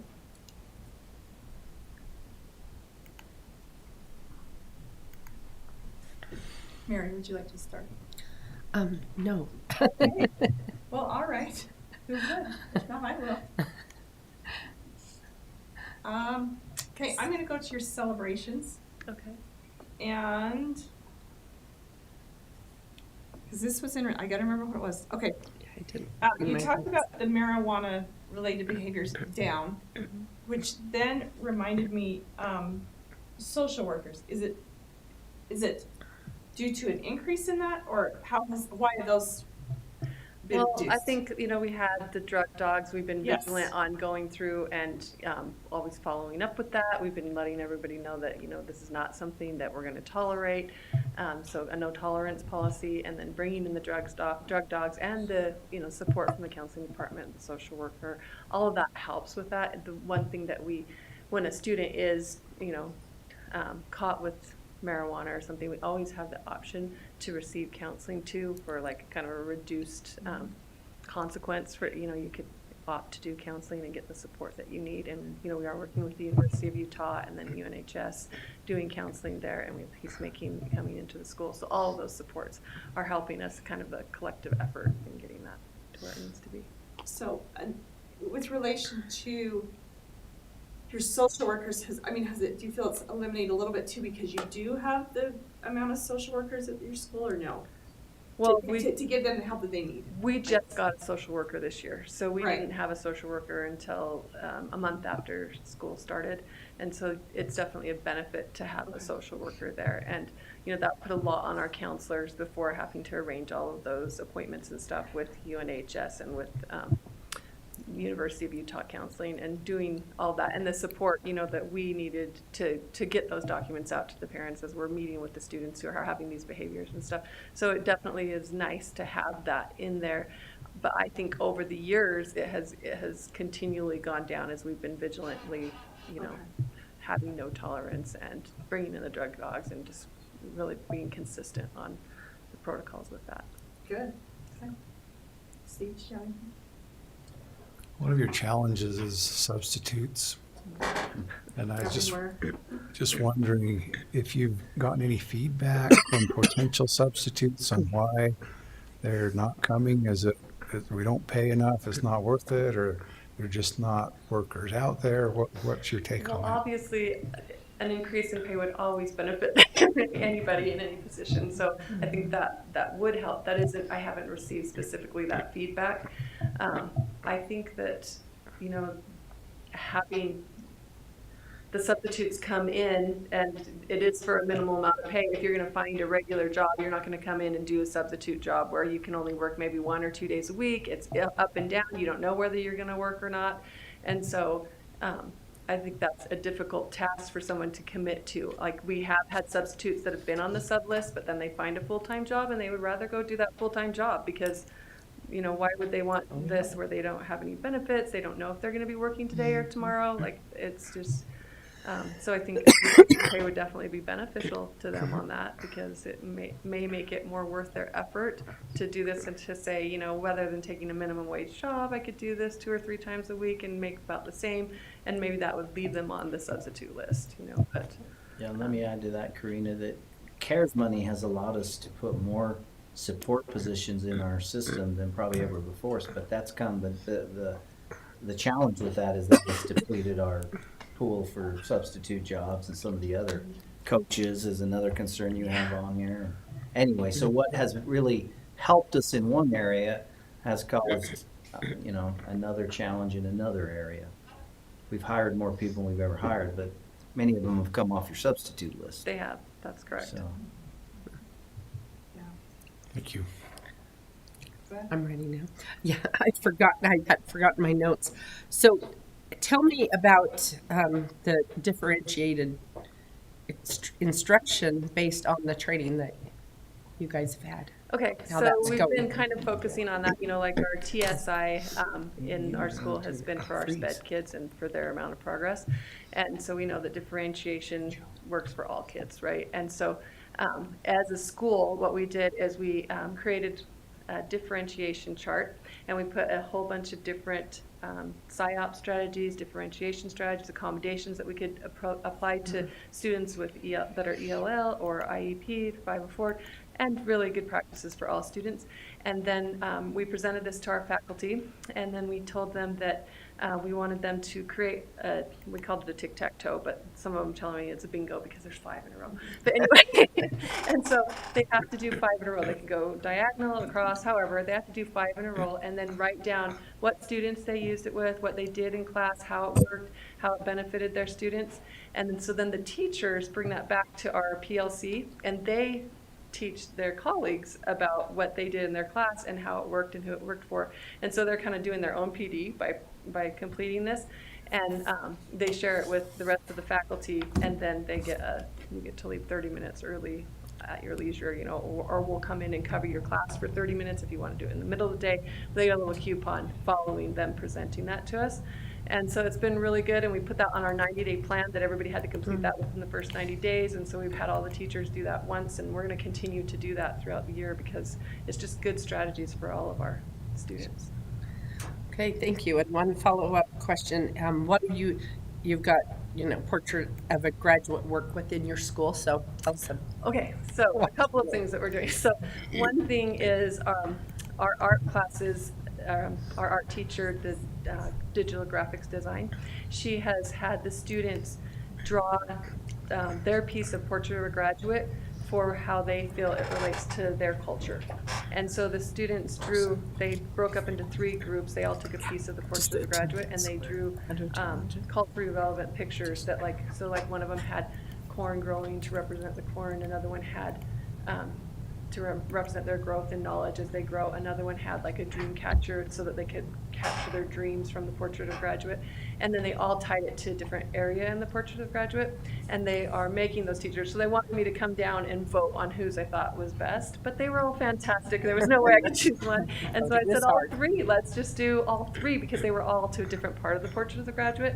And so they are now designing those digitally. They drew them out first, and then they're going to be putting them on t-shirts with the t-shirt machine that we have from JOM that we purchased. And so they're working toward that. So that's one way we did it. And then I brought the portrait of a graduate to our leadership team and said, you know, is there anything that doesn't resonate with you, something that you would want to change, feedback that we could get back to the district on this portrait of the graduate?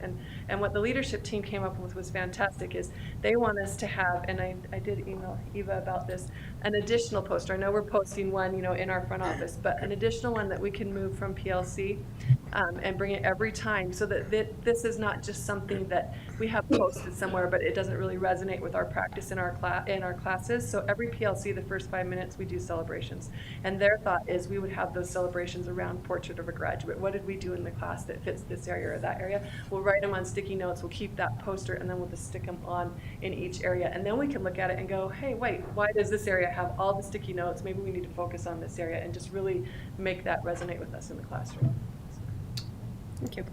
So, Okay, under your challenges, I see there's a challenge with your attendance.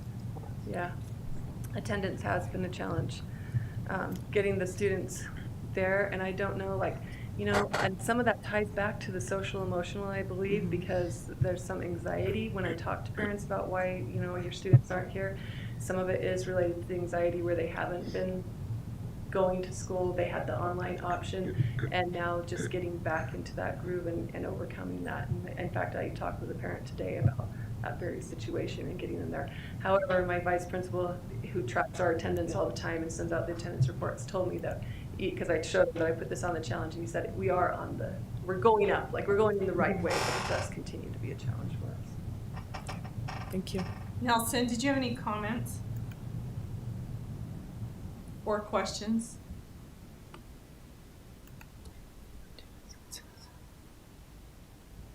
Aaron, is he on? Turn it down. Yeah, turn it down. I don't think he's on, so just stick around for a minute, because if he is, we'll call you back up. So. Okay, yeah. Thank you very much. We know you guys have a lot of challenges down there, but we also know you have a lot of success, so thank you for coming. We appreciate it. Thank you. All right, we're going to move to number 6, our secondary schools winter activity schedule. Go ahead, Superintendent. Yes, I would just let you know that we talked last month about Navajo Mountain having some things added to this list, robotics, and then they are going to try to have a boys basketball team. And then Whitehorse did have some changes from what was previously approved. So those are in front of you, and if you had a chance to look at them, if you have any questions, I'll try to answer them. If not, I think we can move quickly past this. Okay. No questions? All right, just go ahead with the next one on our. The next one is also, you had previously approved a softball spend plan. They did go ahead and hire a coach. The coach wants to make a few revisions to that spend plan. So when a spend plan needs to be revised, it does have to go back through the same process of 2 formal viewings for the public. So this would just be the first formal viewing for the public.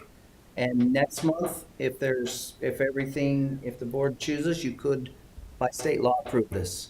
So if you have any questions or concerns, I could certainly take those back, but this would be on the agenda for a second viewing next month with the possibility of being approved. Okay. Tonight, it's just to view and to take any comments as you would like to give. Anybody have questions on that item? All right, okay, number 8, our business administrator's contract expires in January, so we'll be renewing that. So go ahead Well, and speak to that. Well, I shouldn't say we'll be renewing, we will exploring it. Go right But ahead. I'm saying it doesn't expire in January, but we have End to. of June. End of June, sorry. But we do Address have- But we do In do it in January. January. Yes, we address it. In his contract, there is a clause that states that you will let him know of your intention for his employment by the end of January. So we've started this process. You asked me to do a formal evaluation. That is attached under personnel. And so if you've had an opportunity to look at that, you can.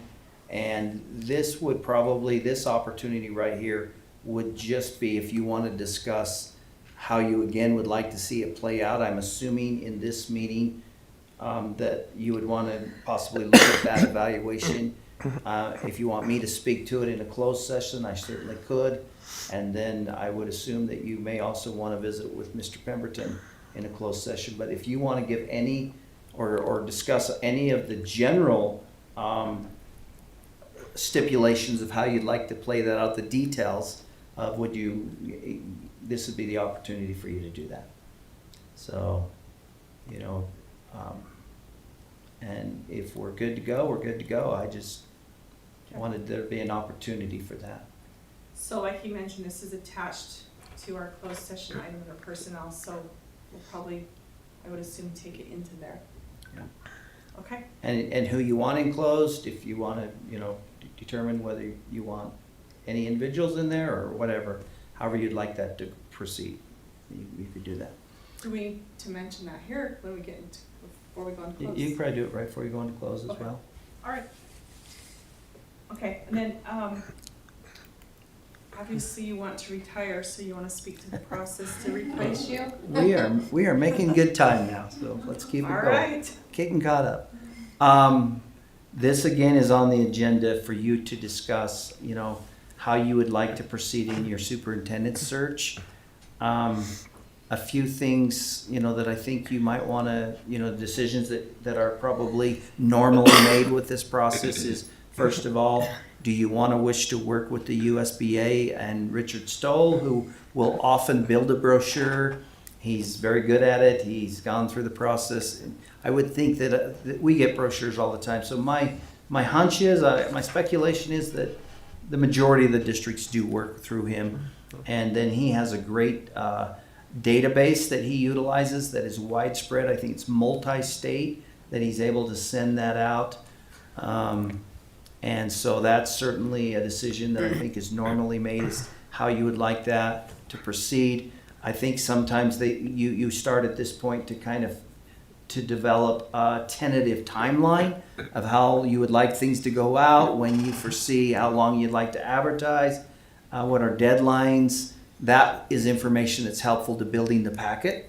So you can get kind of a tentative idea of how long you'll advertise, when you'll look at applications. That gives you a good idea of when you might be interviewing. I don't think it locks you into anything completely, but it gives you a tentative guideline of how things will play out. And so you might want to just be thinking through that or discuss that a little tonight. And then the other thing that is a little bit maybe different that I will make sure, it might have slipped by last month when I brought this kind of out of the blue to all of you, and if that was troubling, I apologize. I didn't quite know how to do that. Well, it kind of was. In my next superintendency, which will probably be never, I'll give that a little more thought. But I won't be the first thing I messed up if I messed that up.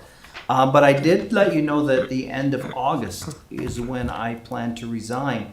The end of August is not your typical end of my contract actually would run for a full year through the next June, but so there's some decisions to be made with that. And I would, to be honest with you, I'll just throw an idea out and a recommendation, but of course I realize that you make the decisions and we work for you. So this is just an idea and a recommendation. I do know that the superintendent's chair has never been more complex. Now, every chair in this district has never been more complex. So I'm not saying anything totally unique to the superintendent's chair. But there's a lot there, and there is a big learning curve. And when you are handed the keys to that door and you walk in, there's a lot that comes at you very fast. So there could be the possibility of bringing somebody on the normal time of July 1st and allowing a month to be a mentoring and a transition phase, and then having me use my vacation days for the majority of August, which I think I would have sufficient days to do that. So that's just an idea of where you might, I think that would be very helpful to the individual that you select, but I do know that I don't think that has been absolutely standard. I have seen it done recently in the state of Utah, so while I know it's not standard practice, it's also not ever seen before either. I know the Duchesne district just did this last summer with their transition superintendents. So, and if you wanted to reach out and see what their thoughts was on that, whether they saw that as positive, if it was worth it, there's certainly some additional expense to that. So anyway, I throw that out just as an idea. Those are questions you'll have to answer. Those are the things that I think are on the table right now, especially the first couple. The other one could be decided much later in the game, but I didn't want it to come as a surprise later in the game either. But the first two, I think to get things moving, if you choose, we need to make that decision of, are we involving USBA, and when would we like some of these deadlines to be done? And then who would you like to work with USBA? We have Laura, who through the HR office could certainly carry out some of that with you. And I think in past similar situations, the HR office has played a big role on that. So I'll quit talking. I probably got us off to a slow start. So I'll turn it over. So, That's my thoughts. Well, I think we want to get it ready and work with USBA. Why not? For sure. They do this. This is a service they offer school districts, and get it ready and keep it open a couple of months, and then just setting up interviews and interviewing, and the process of making a decision takes a period of 2 months or more. Go ahead, Steve. When we went through this process, when we brought you on as superintendent, I had conversations with Richard Stoll, and I didn't know whether we needed to actually open it up and have applications from the public and everything. And he said, no, if you appoint somebody from the staff, then you don't have to open it up. And so I think the first question is that, do we want to appoint somebody, or do we want to open it up? Because everything we've been talking about with USBA, that's assuming we're opening it up. Exactly. So good point. Good point. And I don't know how we go about making that decision. I'll leave that to the president. I think you possibly could look at, and maybe we'd run this by Richard and others, maybe legal counsel, but I think you could, if you were inclined, you could possibly have an in-district process first, and not open it up and just see what do we have within our own ranks, if that's something you chose. I don't think you would be locked into hiring from in ranks, but if you found somebody that you felt was suitable, then you certainly could. I don't think it would lock you in, but, so I think I could explore that, but I think that is a possibility as well. Rather than just selecting one and appointing them, you possibly could say, maybe there's multiple individuals that would want to look at this from within our organization. So that's a thought too. Yeah. That was a little bit different situation where we had to fill a vacancy that was much longer than what we're talking a month here short of. So we would be on the regular cycle of when a superintendent would be. We're very close to that in this situation. That situation, we just needed to appoint somebody to fill that vacancy so that we had time later to open it up or consider whether or not we wanted to, I guess. Well, Is I that think right? you're talking about appointing as interim. Yes, we appointed an interim at the To appoint time. as the permanent superintendent, Richard says, no, we don't have to open it up. We want to appoint somebody. So, Well, I, we could always if we're gonna talk personnel, can we bring names up and close regarding that? Oh, I believe that we are best served when we give even people in our own district the opportunity. And Sure. when we close that down and say, we're just going to appoint somebody, I Well- don't think it's, But wouldn't it be through an application, you're speaking open, or within house with applications, instead of opening up to the general? well, I think Is that that's what you're what you asking? were questioning, whether we could have some sort of a, open it up within, in-house, if that Within counts as an in-house. appointment.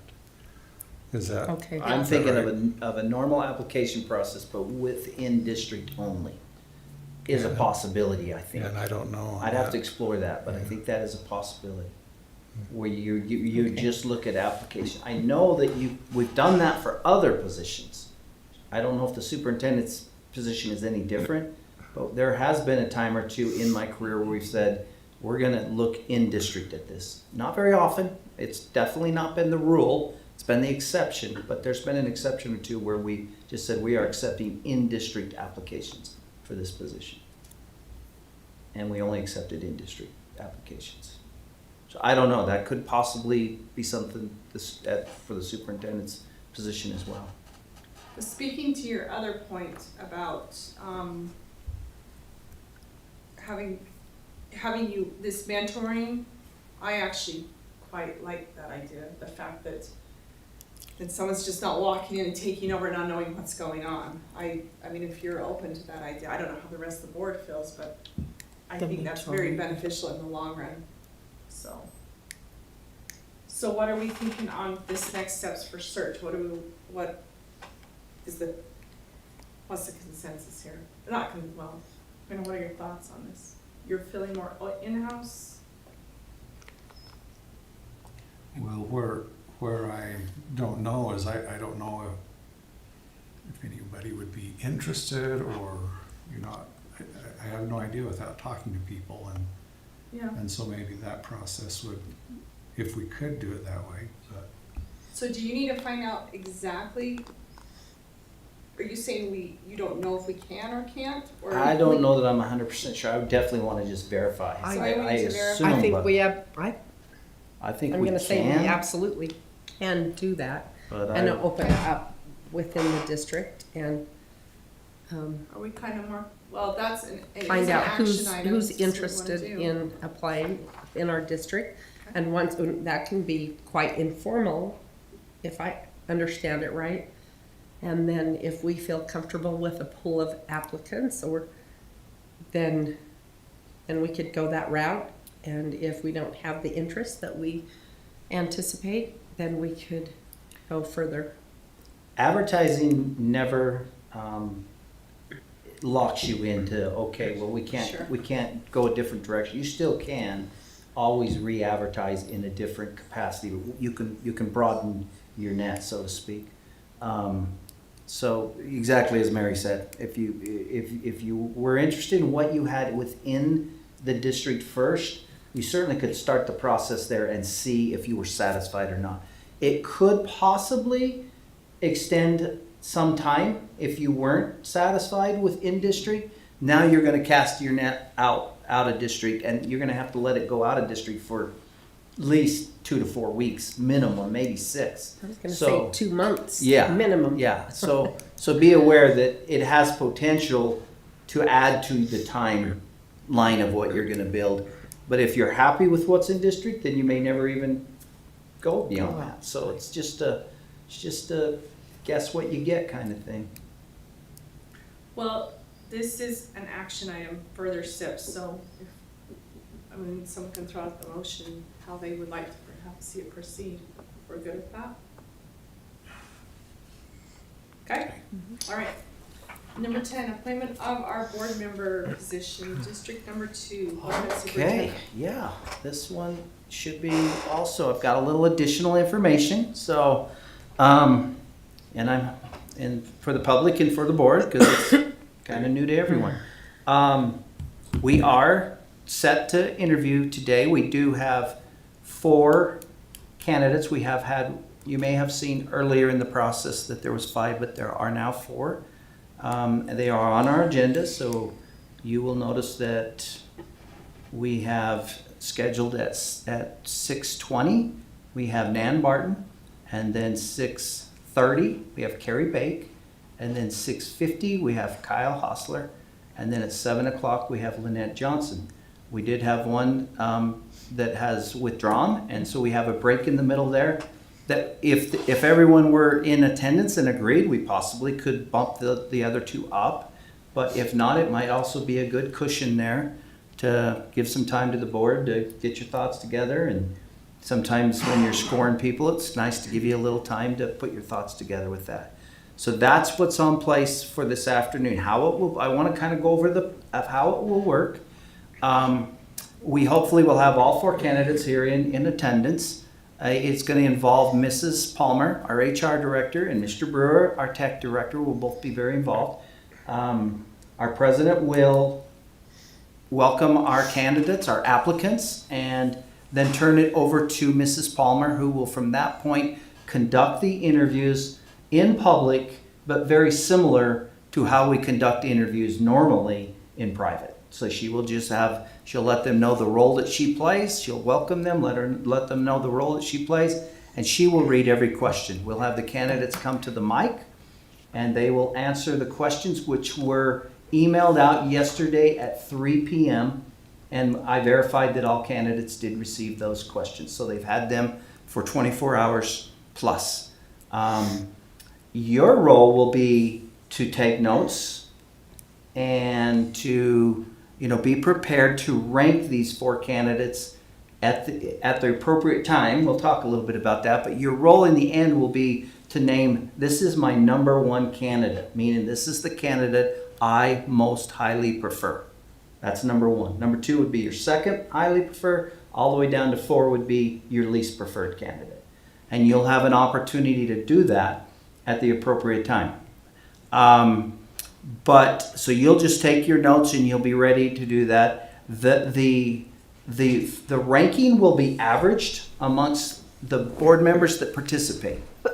So when the time comes that we score them, it will be averaged amongst the board members. So you will just see that if you rank one candidate 1, they're going to get a 1 average out of however many board members we have participating, whether it's 4 or 5. We may have a board member abstain, and so we'll see on that. But then the highest ranked candidate would have the lowest average. That's the indicator that we have a highest ranked candidate would actually have the lowest number. If all of you ranked that person number 1, their average would be number 1. That's as low as it gets. It'd be clear that this is the preference of the board as the number 1 candidate. And then once that's done, once you have ranked, that document will be publicly posted, and the public will see the rankings of how the averages come out for all candidates. They will not see individual scores. They will not see how did you rank each person individually. They'll see the overall combined ranking of the candidates.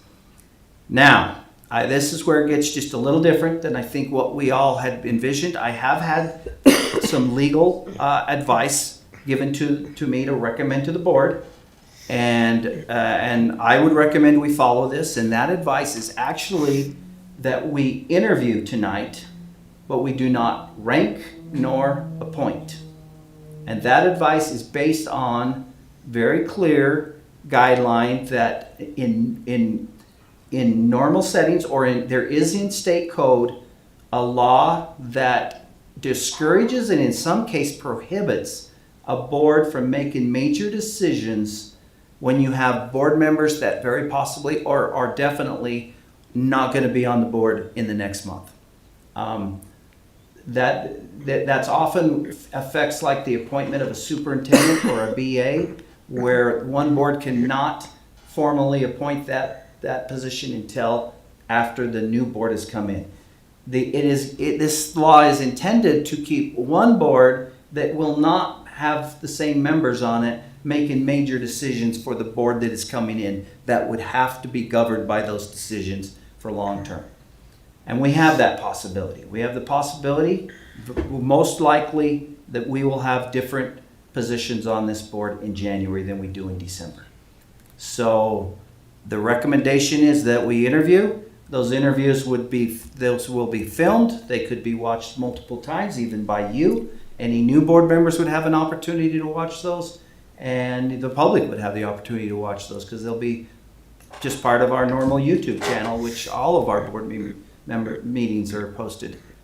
And so what we would do tonight then is go through the interview process under the direction mostly of Mrs. Palmer, and Aaron would work the timing, Mr. Brewer would work the timers, and we'd stick to the guidelines. We've given 8 minutes and 4 questions.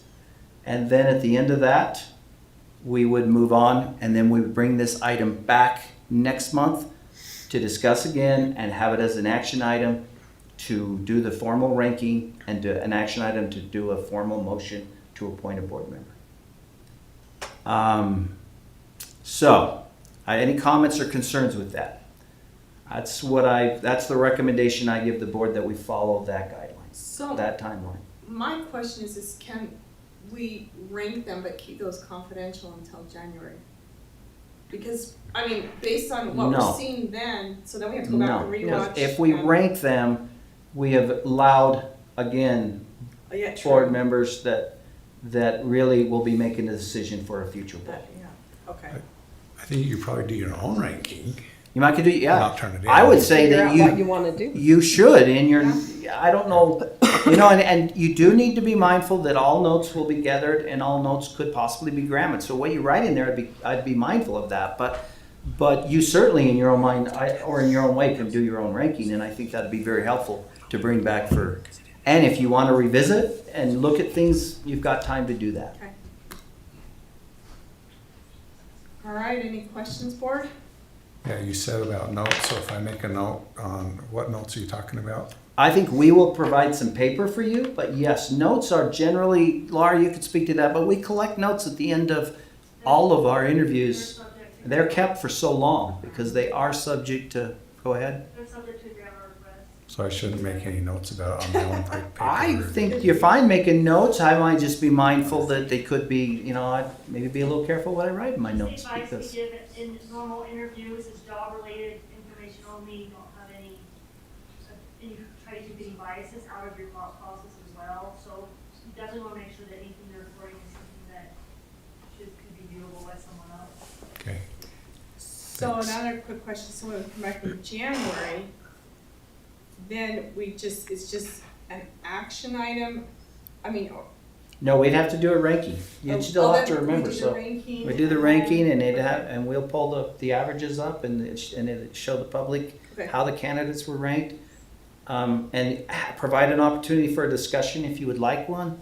Then we would have an action item. Okay. Now, the one drawback to this is that what really drove us to want to do this tonight was we wanted to actually know who we could invite to go to the USBA conference. And that is the one, definitely the one, there's probably more than one, but that is a main drawback, that we will not have that person available for that conference, so Okay, no one will know who it is.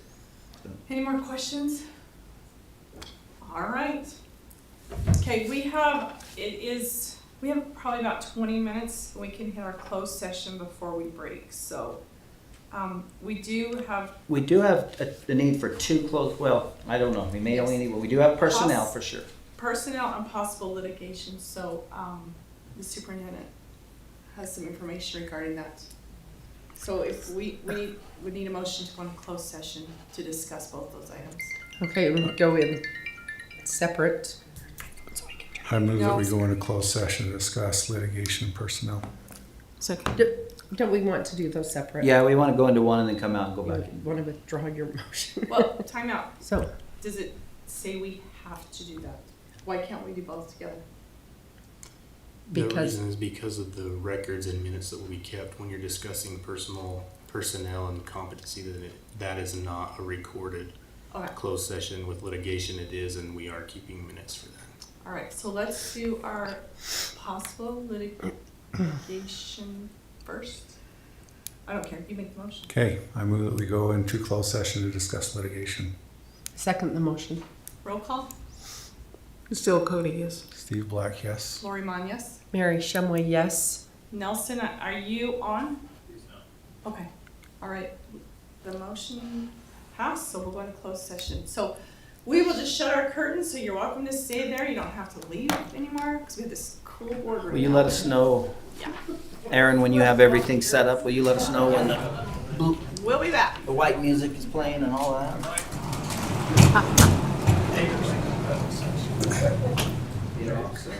Just make sure that this is set up good.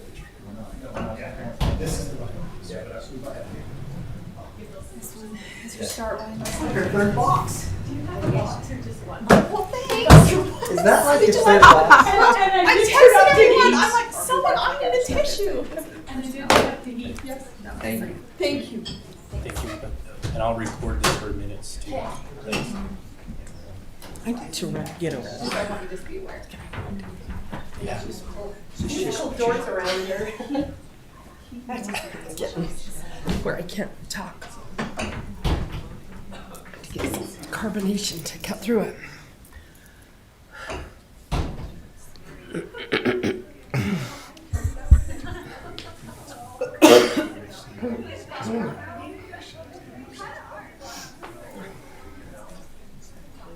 We're not even. We're not even, that's all that they're seeing, right? That's the room displays. I'm gonna go make sure. I'll go out and just make Okay, sure. where's the seal? I'll make sure. Where'd the seal go? She went to grab a tray. See if I can get some carbonation to don't be talking. Well, I don't know, where you been? Is it everywhere? Kinda. My wife's gonna laugh because I always find glitter. Where do you get glitter everywhere? My kids used to tell me that too, but it was from the little bows and It must have come out of that card. It's the bow. Oh, it's the bow it's on this the. bow. Oh, yeah. Did you touch it? I guess. Yeah, I've got glitter on my hand. I've got glitter everywhere. I don't know how you too. get glitter off me. I have glitter right here. I look like a Christmas tree ornament. It's fairy dust. On the screen, it'll be amazing. No, it's fine. Can I It's fine. leave? It's really fine. Can I be excused? This hasn't been explained before we explain that. Yeah, I can. It's just, yeah. Explain it again. Does she Oh, want me to can we talk to hear? her? Is that what you're? No. Because you have to explain that. We're live. We're live. Hey, you guys. Yeah. She knows. Well, I explained it a little bit though. This isn't truly a new board member training. No. We already missed that. Okay. But I can speak to them. Okay, sounds good. All right, welcome to our board meeting. This is the public session of our board meeting, so we welcome you to here tonight. And we have a couple of San Juan Square Recognition Awards, and this is where we get to recognize two of our employees, and we appreciate them. So, you ready for the first one? Okay, I'll let you call him up. Okay, first one. Augustine, sign and not ready. Oh, that's what it is.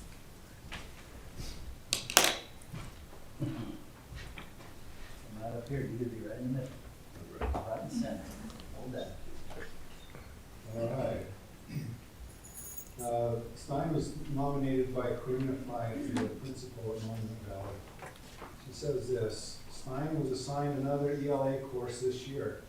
He has put in many hours to ensure his students have the curriculum supports, activities, and assignments that align to the Utah core standards, which has been evidenced in his data on catapult assessments.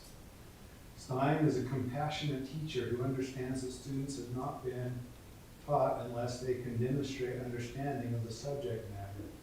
He is friendly to his colleagues and willing to help out when asked to do so. I'm grateful to have Stein at our Monument Valley High School meeting. Congratulations. Thank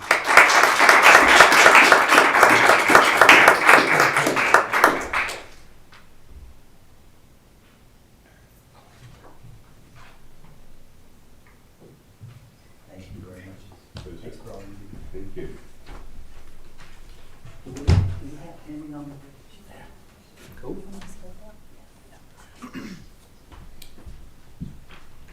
Okay, our next recognition award is Tammy Anderson. Oh, there she is. Okay. With TES, so she was nominated by a staff member and Rebecca, is it Bear? B-A-H-R? Barr, thank you. Tammy is an all-around trooper. She's always willing to help and takes part of her responsibilities and more. She steps in and offers a helping hand when she doesn't need to. I appreciate her tons. And Tammy works so hard for her students. I know that she works so many extra long hours, both at school and at home, to make and prepare for her classroom. She has a wonderful ability to incorporate music and movement, and she has seamless transitions from one thing to the next. As a faculty leader, she has many other responsibilities and meetings, but she still manages to put her students first. Plus, she always has a ready smile for anyone. Thank you, Tammy. Am I facing her? She's You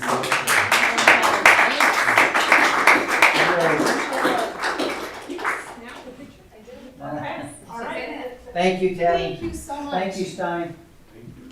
All right, we have one public comment that we're going to be making, and then we'll move to our next agenda item. So those of you who would like to stay, you're welcome to stay, or those who would like to leave, you're welcome to leave. So.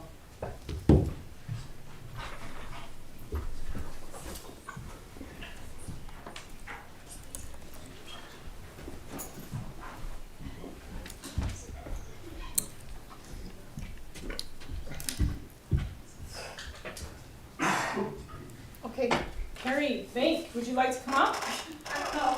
But before we get started on the public comment, you're welcome to come approach. I'm just going to read this statement that we deliver from the board to our public.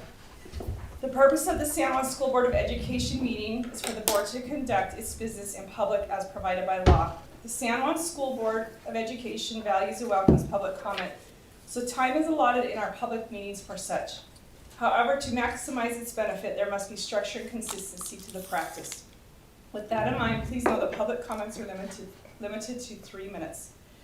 Speakers may offer objective criticism of school operations and programs, but complaints about school personnel or other persons will not be allowed. Individuals expressing comments should not expect an immediate response from the board. Please understand that the public comment period is not a debate, an interactive question and answer session, or dispute resolution forum, but is an opportunity for you to express your comments, suggestions, and concerns to the board for our information and consideration. A member of the district staff will respond to patrons who request a follow-up meeting or information. Okay, you get 3 minutes. I really don't want to sorry, much time. I'm concerned, and I'm new to this idea. I don't understand all the implications. I know you explained them earlier, but I'm concerned about getting a new board member and not allowing them to go to the state training. I know they already missed the new board member training. Anyway, I'm just hopeful that there's some way that whoever you decide to choose could go to the training. That's all.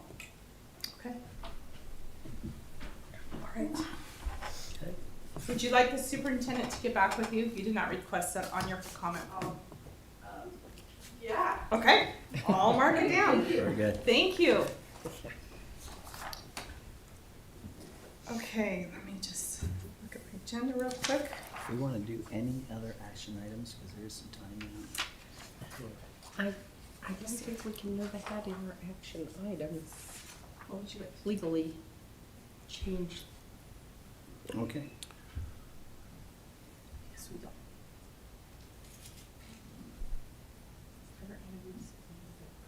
So what's the time designated for action items?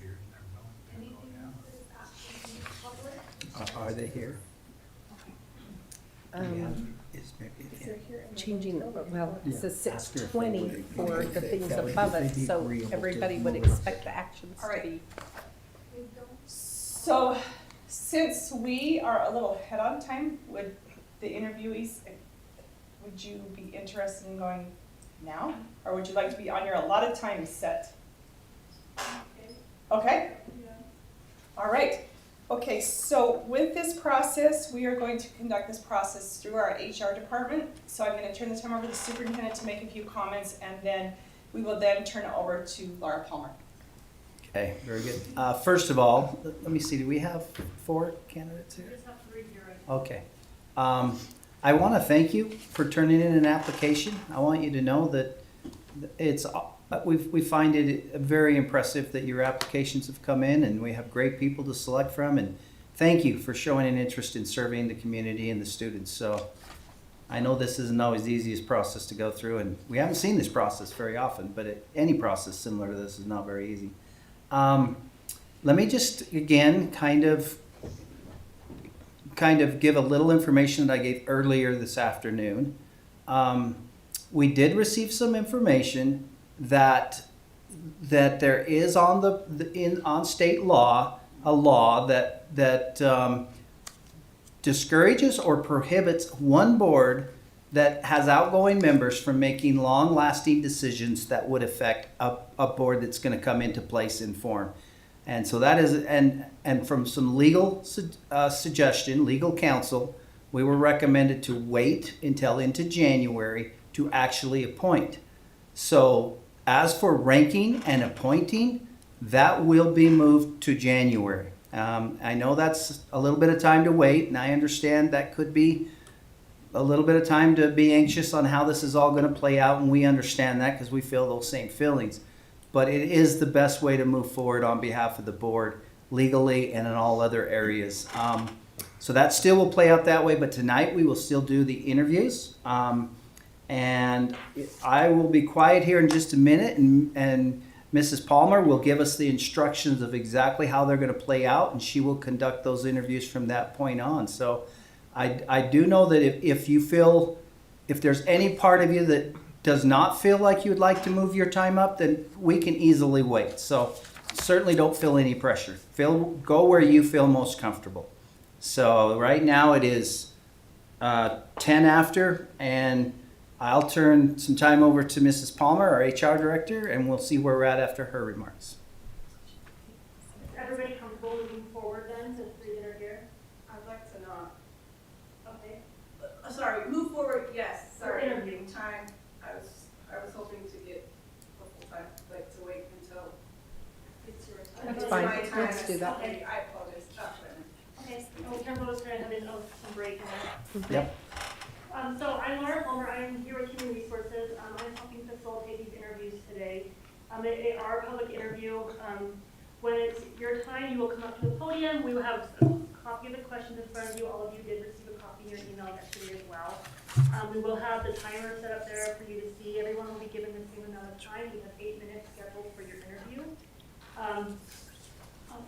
Now, hold on, Lynette's here. Lynette, we're a little ahead of time. Yeah, so You're not late. But no, you're not late. You're not late. You're not late, I'm just giving some instructions, so I'll start over. So, when it's your turn to come up to the podium, we do have a copy of questions in front of you, we'll have them on the board as well with the 8-minute timer. We will make sure everyone has an equal interview process, so we will keep you to that 8 minutes. I will read you all the questions when it's your time. We are not having a questions comment period after the interview. So we will just ask you 4 questions, and that will complete your interview. So if everyone's ready, we do have Nan first. If you want to come on up, we'll just have you stand right here. Go ahead. Just let her wrap up. All right, go ahead. During the break. Oh, Oh, okay. You want me to stand right here? Laura, we'd have you come sit. Sorry, here. And then you can use that mic. I thought it was close enough that hopefully it was transmitting, but And then you just come up to this mic. this is on. Yeah, you just use part of it. Yeah, it is. All right, do we have the timer? And a copy of the questions. Can Re- restart that Restart over? the timer, please, once we get the questions up. Hang on 1 minute. Is it possible to minimize and just have the timer up, or?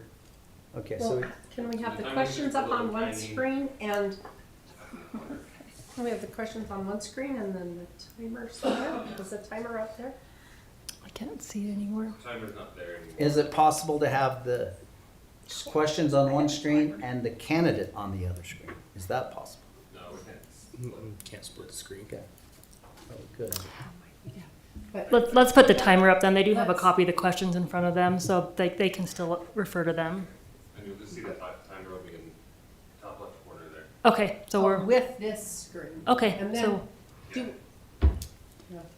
well, can you see the whole question? Because. And if you want to sit down And for a then- minute, you should. Do people- gotta yeah, troubleshoot. However you feel more It's comfortable. all right. And, I think that's fine. We can scroll, and they do have a copy of them, so they do have something else to They're refer to. right in front of them, so Yeah. we're okay that I way. think we're good. Can the picture of us go away? Probably not. Okay, never mind. Okay, do we get the timer back up and we'll get started? Okay, question number 1. What are the greatest educational issues facing public education today? Okay, I'm not going to actually answer the typical answers.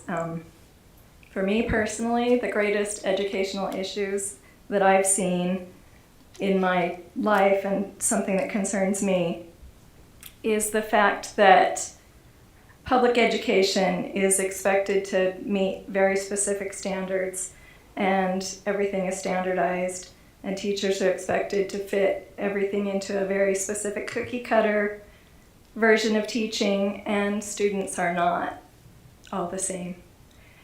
And it's especially concerning to me as a parent, and also as an individual who has been trained as a teacher.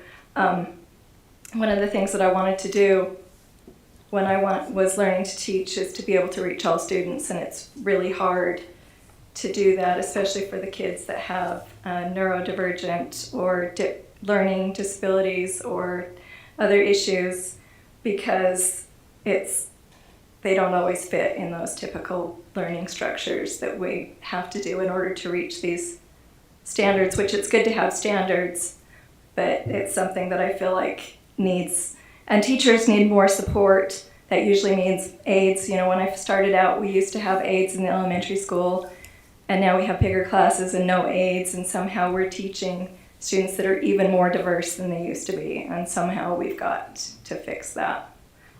So that's a challenge to me that I see. Okay, number Go 2. ahead. Describe what you believe to be 1 or 2 of the major challenges facing the San Juan School District, and explain how you would address these challenges. Okay, challenges to the school district. Obviously, we've had the pandemic, and it's affected a lot of people, especially the southern schools. But it's definitely affected everybody in the world, and especially in our county, including the northern schools. And I think one of the biggest things that has affected is the mental health of our youth and our teachers. So we need to support them in every way that we can. And then another thing that I think is a huge challenge in our district is the diversity that we have, and it's also a strength. It's great that we have so many different people, but we have different economic challenges all over the place, and not just that, but like I said, different learning styles. And I think a lot of the time certain kids are marginalized, and these are kids with social and economic challenges, but they're also kids that are on the fringes. They're not developmentally disabled or any of those things, but they have other issues, and they're not severe enough to be part of special ed or whatever, but they're getting lost. And I think that that's a huge challenge that that needs to be addressed. Yeah, you can move on to number three. Number 3, if you could change one thing in the San Juan School District, what would it be and how would you change it? Okay, what would I change? What if there was just one thing? And San Juan School District, I even spent a little bit of time researching on the district website, because I know that you have programs in place where you're trying to reach those kids that are struggling. And I've even seen them in the elementary school, and especially in the middle school and the high school, where, and it changes all the time, but they've had like lunch programs where they take some kids out and give them time to work on things that they're behind in their classes. And at the high school, they have Bronco time, and there's also after-school tutoring, and currently we don't have summer school, but that's something. My daughter is currently in a credit recovery class because she had a knee surgery last year and had a really hard time catching up in class because she got so far behind from being gone because of the surgery, and then also the medication, and then COVID, she got sick, just lots of things, lots of factors.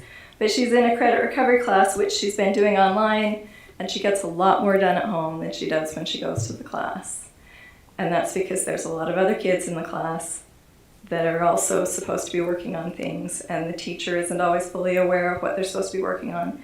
So if I could change something, would be that those support staff have the tools that they need to actually help those kids that are trying to do better. Let's give them those supports. One of the things that I meant to address in education is that we do have such a diversity of abilities, and especially after the pandemic, kids that haven't been learning because they've been away from school, and some had access to the internet and some didn't, so we've got that huge gap. We can't lower the bar, but we do need to somehow give them the tools to reach that bar. And I didn't address this earlier, but I kind of wanted to talk about how we need to be willing to help those students. I think one of the things that I was talking about with marginalization is oftentimes teachers will say, I can't do that for this kid because then I would have to do it for all the kids. And I don't think that's true. I think there needs to be the ability for teachers to do what is necessary for individuals in education and not be limited by certain structures. So that's something I'd like to see change. And like I said, I'd like to see the aides and the teachers actually have the tools and the information to help those kids so that they're not just babysitting, because I've seen that. And I'm grateful that the district has those programs in place, but they could be better. And you can go to the next question. Number 4, if you were a candidate in this election year for the Board of Education, what would your key message be to your constituency? Okay, my key message is just support equals success. And I think if we can support our students, support our teachers, support our school system. And when I was getting my degree in elementary education, I went to a practicum up at Utah State, and one of the students that I was there with that was also from San Juan County asked the question to the person that was overseeing with it, and they said, what do we do when parents don't want to be involved? And this woman said, every parent wants to be involved. Yeah, I guess that's true in Logan. But I don't know that that's always true here. But we can still be there as a community for these students that might not have the support otherwise. And I think that's really important. And I thank you for having me. Thank you.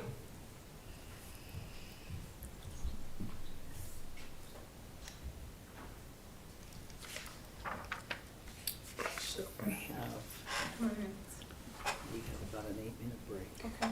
do the consent agenda? Okay. So, we have about. That's what you'll hear at the end. Well, That's my fourth that's heart your attack. valid time. Now we know what sound site. Saved by the Had a heart attack. Okay, let's regroup. We have about now a 7-minute break. So we're just going to take care of one of the items on our agenda, and that's our consent agenda.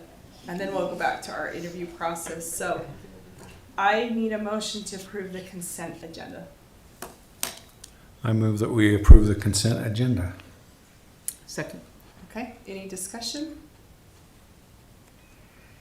All right, hearing none. All in favor? Aye. Any opposed? I guess that's 4 of us. Okay. I think I could hit the information. Why don't you go ahead, get the information That's- items? Yep, that's, yeah. go ahead. Just for the information of the board, so you have some dates there of some things coming up.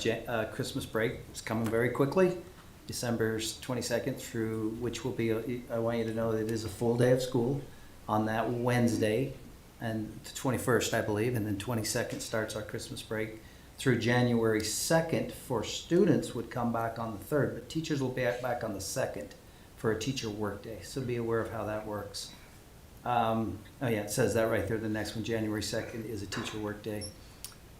We have our USBA annual conference, the 5th through the 7th. So you can work with Eva on any arrangements for that and be planning on that. Martin Luther King Day, January 16th, no school, another holiday there to be aware of. And then as of right now, our next regularly scheduled board is here in the district office and broadcasted, and that is on January 25th. That would be our hearing for our impact aid as well, and so we'll do that as well during that month, but that's our regular scheduled board meeting. Since we have a couple of minutes, Mary, would you like to do anything with your position with USBA?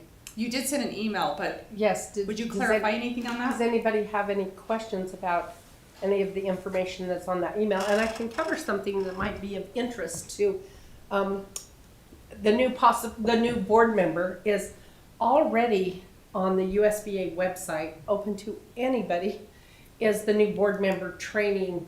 All of the trainings, they're available, they've been recorded, and they're there to watch. That would also be the case with some of the training in January as well. So anybody who wants to access any of that, and towards the end of that email, I recommended to everybody to visit that website often for the resources and also links. It has a link to the State Board of Education and those kinds of things. But they do want our feedback on that list. On your questions, the And 4? so if you have feedback, feel free to, to reply to my email and or submit it directly to USBA. Either way works.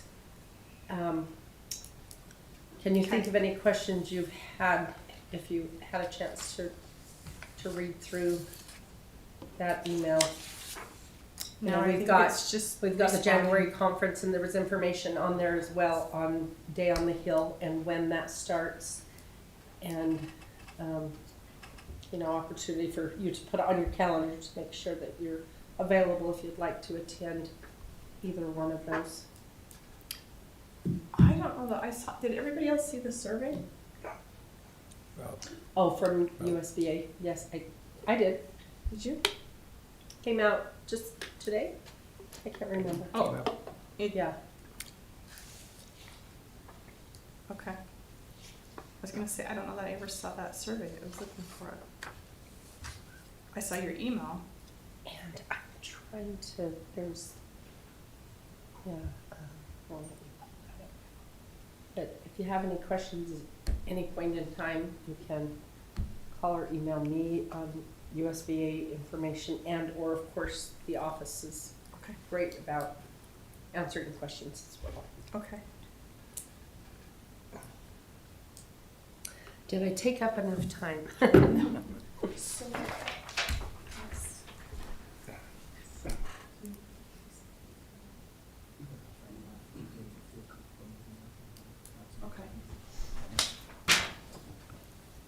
So we did have 5 candidates. One has withdrawn, and so we do have a gap in between after you, Carrie.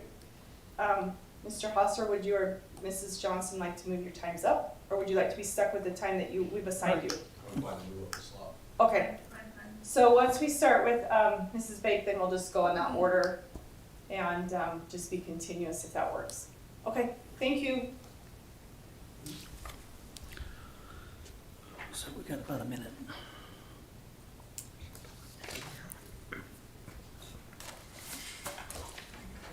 Is this yours or this?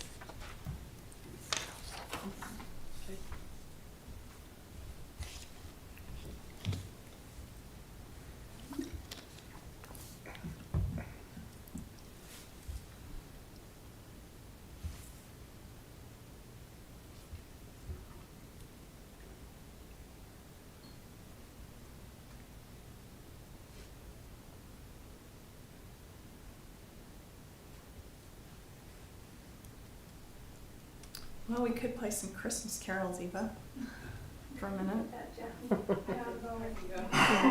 Yep, we don't want to rush you. Do whatever you've got 1 minute. It is what it is, right? Sorry, do I need to be called forward or just? No, So- you're good. So our next candidate is Carrie Bake. All right, is our timer and everything ready, David? Just waiting for the end of it. No. Everyone plug your ears when we get to 8 minutes. Do you have the timer up? Are you ready? So we're ready to go? Okay. All right, question number 1. What are the greatest educational issues facing public education today? The biggest situation, I think, is we're given students who have so many different situations and like learning abilities, and anyway, we're expected to teach them just purely based on age. When they come in with different social needs, different emotional needs, different just abilities to learn, and I just feel like it's unfair. I mean, it is what it is. It's unfair to our teachers, to me, that we have kids come in who can read in kindergarten and some that don't know what a book is, and I just want to congratulate our teachers on doing amazing work, but I just feel like it's kind of an impossible task we ask them to do, and obviously it's not us, it's just the way the system works, but I think that's a huge situational, just a problem, the way it's set up. Anyway. Number 2, describe what you believe to be one or two of the major challenges facing the San Juan School District, and explain how you would address these challenges. Okay, one of the biggest things, like the first thing that came to my mind when I read this question is apathy. Like I've worked in the different schools here. I did at risk for a little while, and some kids just they're not really interested in learning, and we're expected to be able to help them learn, but they're just not interested. I tracked attendance for a while. There's apathy with the parents sometimes too. They're not really interested in the kid being at school, or they're not. Then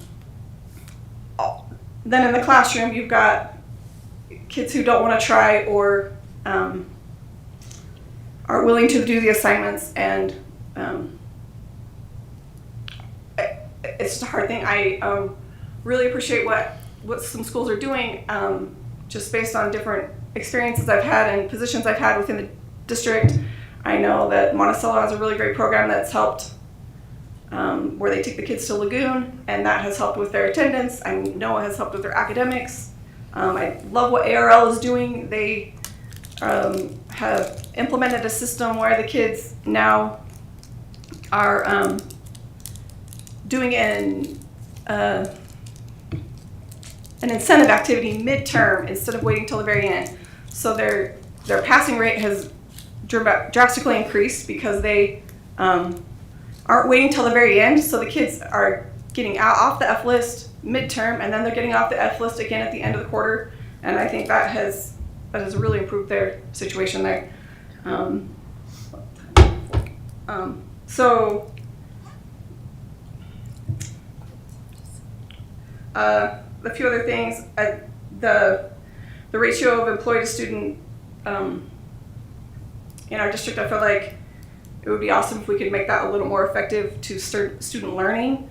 Obviously, we have different positions for different reasons, but I think that could be done a little more effectively, maybe. And then, obviously, learning loss is a huge issue, which it feels impossible again to tackle that. But I think you guys are doing amazing things trying. Like, I loved learning today what TES is doing. Now, like, you guys are doing the best they can. Everyone's working so hard to fix what we didn't choose to have happen to us, but inevitably is a serious problem for us. Okay, number 3. If you could change one thing in the San Juan School District, what would it be and how would you change it? This isn't necessarily a district issue as much as it is the situation between state and, I don't know, federal regulations or whatever, but I feel like there's a lot of decisions that are made farther from the classroom than they need to be. And if they were made a little closer to the classroom, that could be helpful. I feel like our teachers are obviously the ones doing all the interacting with the students, and I love what's happening. I love that you're emailing out and you're asking teachers for input. I mean, to me, that's a great solution. Find out what the teachers need, find out what the parents want, and then implement what you can to support teachers and parents. I feel like our teachers have the most impact, obviously, on what happens for our students, and so I want the best for them. And I feel like it's super easy right now with Google Forms, whatever, to get their feedback, and I appreciate that you're doing that, and I hope that will continue to happen. Just anything that you could do to get more parent and teacher input so that decisions are made as close to the students as possible. Okay, number 4. If you are a candidate in this election year for the Board of Education, what would your key message be to your constituency?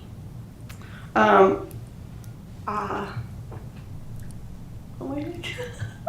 I'm a disaster. You guys are doing a great job. Like, the teachers are awesome. What you guys are doing is awesome. I just picked up my daughter today from BYU.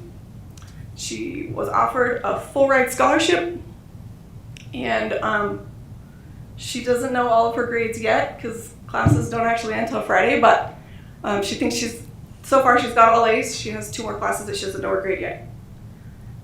Our teachers are doing a really good job. You guys are doing a really good job. I just think we need to make sure we're taking care of them, supporting them in the best ways we can, giving them the aids that they need. And honestly, I'm the most fiscally conservative person I know, but I feel like we could consider paying our teachers a little better and just redistributing some funds sometimes to do that.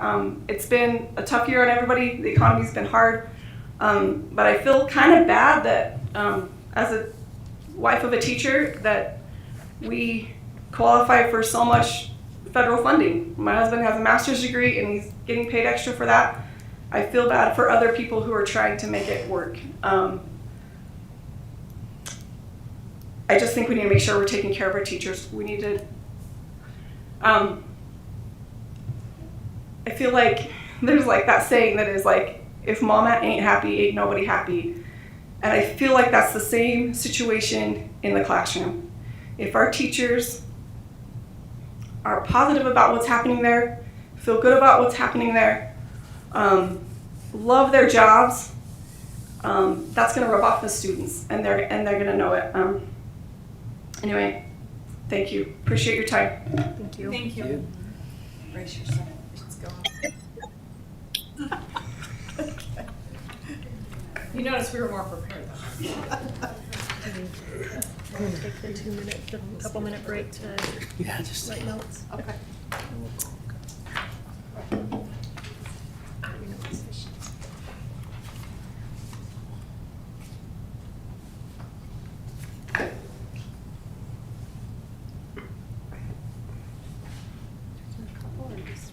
If you're ready to go, I just didn't know if we needed time to. So is the board good to go? Is everybody ready? Okay. Okay. Our next candidate is Kyle Hostler.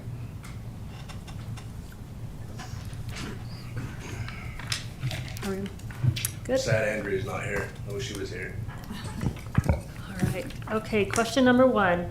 What are the greatest educational issues facing public education today? In reflecting on this question and thinking about some of the challenges that we're facing today in education, 2 things came to mind. The first was an ever-increasing load that's dumped upon our teachers. I don't know that there's an educator you could go and visit with that wouldn't tell you that they've been added on their responsibilities probably close to tenfold since it began. They're no longer just expected to teach, but they've been given a lot of additional responsibilities. And as a school district, we have lots of resources. We have different aids. We have different pools of money that we're allocated on an annual basis to try to alleviate or maybe even try to take care of these special projects. But it seems like a lot of that gets shifted back to our teachers. And so I think that's one of the challenges that teachers are going to continue to face. And I think we're recognizing that in the profession, that there's quite a few individuals that are no longer pursuing a career in education because of these additional responsibilities. I know at least on the state level, there's multiple reports, expectations and timelines that are pushed to administration, and I feel like a lot of those get kind of melted down and pushed down to the educators, the people who should be spending time with our students, worrying about their welfare, worrying about their educational progress, and worrying about how they're developing in that grade. The second item is the ever-changing data and information that's being pushed towards our students. My student, or one of my oldest students that's in the middle school, has come home with material that was not suitable for a middle school student. And so I think being very, very attentive to that and what we're allowing into our school buildings, what's being taught, what ideologies, what theologies are being pushed onto our students, is something that we have to consider very carefully. And I know that the school board reviews that and looks at those types of things on an annual basis. So those are 2 of the things that kind of came to the forefront of my mind in regards to challenges that we face now currently in the educational system. Number 2, describe what you believe to be 1 or 2 of the major challenges facing the San Juan School District and explain how you would address these challenges. So based on current information with superintendent announcing that he's going to be retiring, I think that's probably one of the foremost challenges that's going to be coming up. There's been a lot of turnover in administration, people that are fairly new in their positions, and I think it's going to be absolutely crucial for this board to make that decision who our next superintendent and educational leader for this school district is going to be. So to answer that as far as how I would respond to that, I think understanding that we need someone that's going to not only recognize and understand the diversity challenges and some of those opportunities that we have to strengthen students throughout our county is going to be crucial, but recognizing that this individual will not only have an input and an important deciding role in that, but also looking at how that may roll out in other positions depending on who's selected for the position. So I think understanding our county, understanding our school district, and having a good feel for where we have some of those outlying challenges, what responsibilities they need to maintain as we move forward with administration to administration, working into those roles. I feel that I would be able to give good input, immediate input with my experience having worked for the school district and understanding the policies and procedures that are state and federally mandated.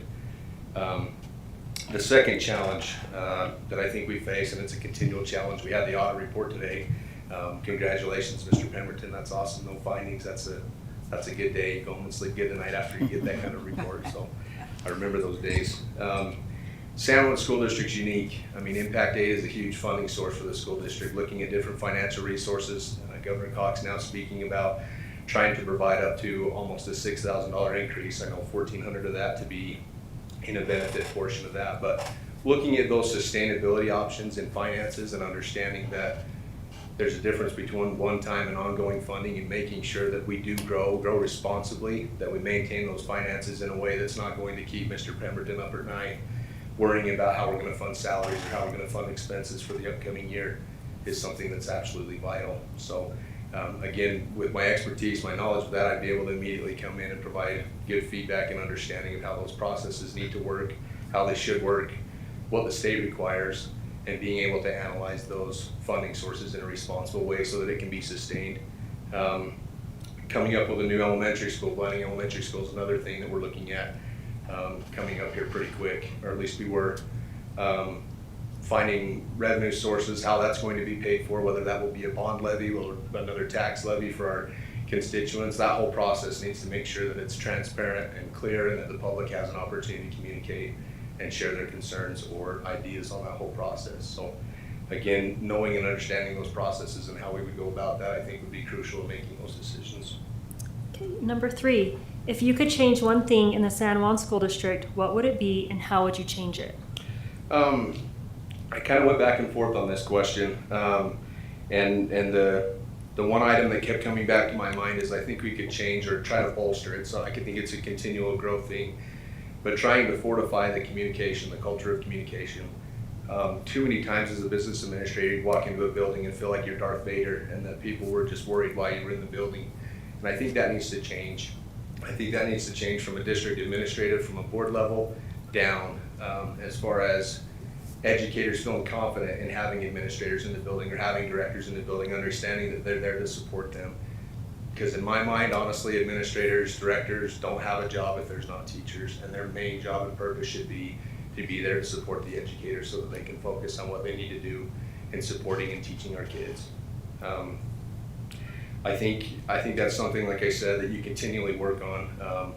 I don't think that it's poor. I think that there's opportunities there to strengthen that, though, and to help our administrators feel confident in making decisions that they feel are vital and important, because they're literally the boots on the ground. They're the people that are seeing those students every day, being able to give direct input as to IEPs or different educational plans for those students, and not feeling worried about being targeted or being isolated because they may have a different idea or different process that they feel may benefit the students. So I think that's something we can continue to bolster and strengthen in the district that will help overall. Okay, number 4, if you were a candidate in this election year for the Board of Education, what would your key message be to your constituency? I think that it would be important for people to understand that San Juan School District is a unique entity. The state of education will tell you that. There's things that they're willing to support in, there's other things they're willing to stand hands off on. And I think understanding some of those challenges, realizing some of the difficulties. In my current job, I see the school buses at 4 or 5 o'clock in the morning running to pick up students. That's always a challenge, working with distances and other things that people throughout the state don't have to deal with. With my financial background and my understanding of the school district's finances, activities, pursuances, challenges, I feel like I would be able to come in again and give immediate feedback. So as a candidate for the possible opening position, I would say that I have a firm grasp and understanding of what San Juan School District faces on a day-to-day. Some of the most challenging and maybe most fun meetings, and superintendent will attest to this, is going and listening to maybe the transportation department, or visiting during financial explanations and presentations to school employees. You're able to get that direct feedback, and that would be something I'm interested in pursuing, hearing what the people need. Thank you. Everybody,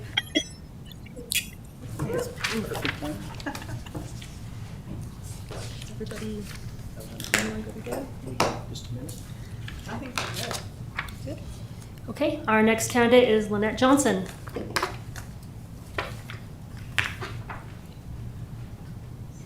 How are you? This is really different. Are you okay? Okay, I've got my own timer. We will have one on the board too. It's a little hard to see, but it is up there. If we can start it over. Oh, You yes. start that. Okay, Can you start that over? he is. Okay, question number 1. What are the greatest educational issues facing public education today? So generally nationwide, which would include us, but more generally, I think lack of trust has really permeated the nation right now. And some of it's probably been kicked off with the NSBA Department of Justice issue, and who's in charge of the kids and whose authority they have. And some of the more out there kind of things like, the Zoom windows where parents actually watched what was being taught in their schools, and so parents are much more in tune with or concerned about what's going on. The sexualization of children in schools, which I believe is not happening here, but is likely on its way if there's not some stability there. In West Jordan, they do have furries that are in the lunchroom, children that are identifying as cats that are prowling around meowing, and the principal's saying that he can't do anything about it, which I don't agree with. But those kind of issues could be here, curriculum issues, radical political agendas in classrooms, the lack of patriotism, those issues are on the horizon. I also think lingering COVID issues fall out with, like you talked a lot about the mask issue here, but vaccines, safety issues, student achievement, those issues nationally are a problem. And then just overall student achievement as we know it nationwide. There's perceived and probably an actual lack of competitiveness on a global market. The USA Facts site listed that 34% of 8th grade students are proficient in reading nationwide, and 25% of seniors are proficient in math. And we're not going to compete with China or Europe or anything with those kind of test scores nationwide, and so that's a problem.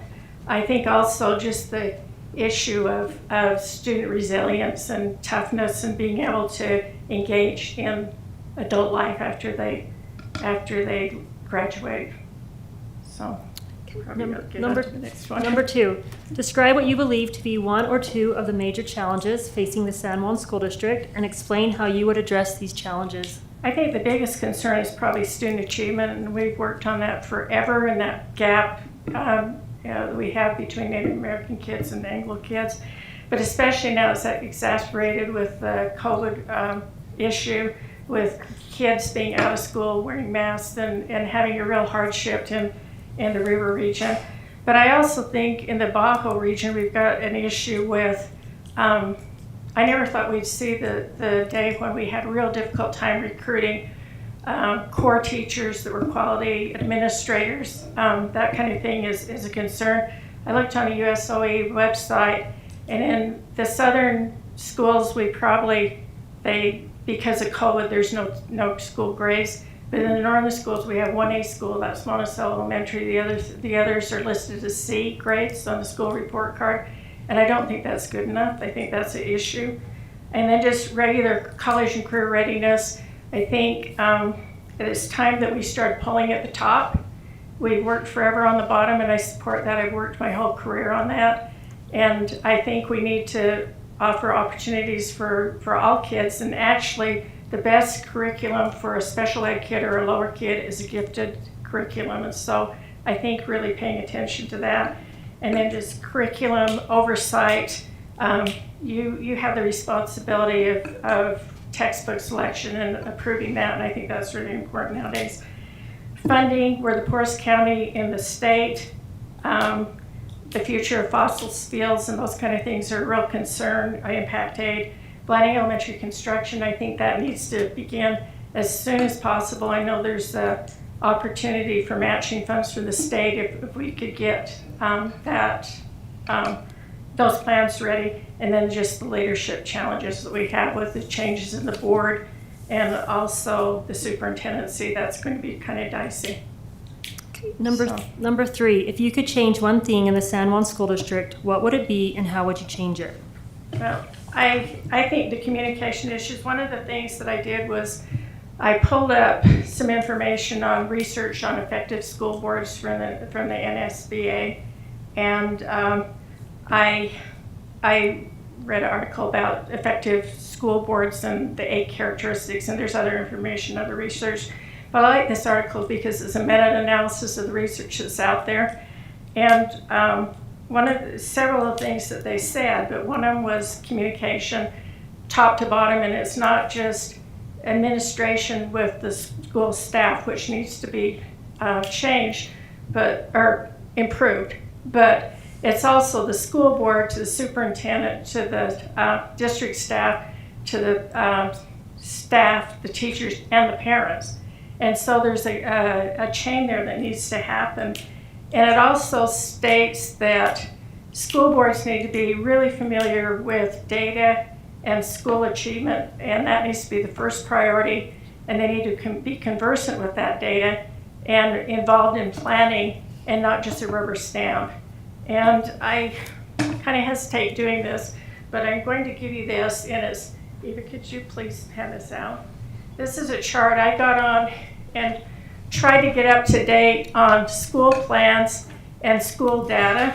And this comes from the district website. There likely could be mistakes in this, but this is what I was able to find, like if I were a parent going on and looking for school information. These are supposed to be readily accessible to parents, and they're required by law to be publicized. And you'll see there's pretty big gaps there. I have no doubt that those plans exist in almost every school, but the idea of communicating from the board to the staff, to the teachers, to the parents, and having one understanding. It also goes to the complexity of what they were talking about teachers being overwhelmed. If you look at all those plans and all those requirements, it's important to align them and to be able to speak with one voice and have one goal throughout all the plans. And the board should be involved in helping form that vision. Okay, I'm now running out of time. Number 4, if you are a candidate in this election year for the Board of Education, what would your key message be to your constituency? I think an active voice and an active role for parents. I know that sometimes parents have told me that they feel like a rubber stamp for SCC. Somebody hands them a plan and says, just sign. And if they aren't involved in budgets and planning and data, then they don't really care. And I feel like parents do care deeply. They all care deeply. But I think that when you don't have the information and you're just asked to bring presents for the teachers on Teacher Appreciation Day, but you can't really have a voice in changing things, it's hard to be too engaged. And I think I had a really good analogy, but I can't tell you. Thank you. Anyway, thank you. Thank you. Do you have any instructions? Do we want to reiterate what that is at the beginning? Just invite them to come back on January 24th. So Kyle, before you leave too, I just want to remind everyone we will do the voting at the January 25th meeting. So we invite you to attend. Invite you back. Thank you. Thank you. All right. Funnest part of that was when who mentioned Lagoon and Kyle's son goes, like, wait, hey, we got left out of something. So, all right. We all That's got funny. That was cute. Okay, we're gonna jump down to our possible action items. So, We can skip over it first. yes. Okay, I need a motion for the San Juan School District's secondary school winter activity schedules, our 150-mile request forms.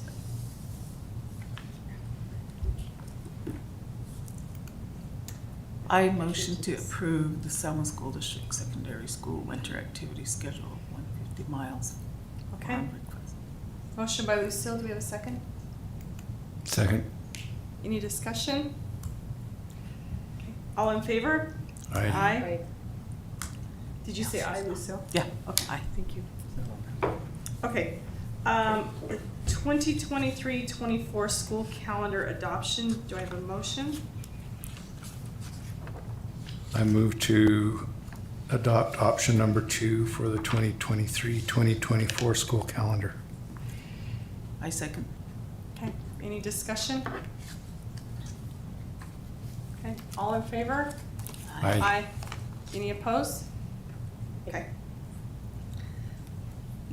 I think the Sage Potash mine was information only, so, okay, we will go to the superintendent search, the next steps. Do I have a motion?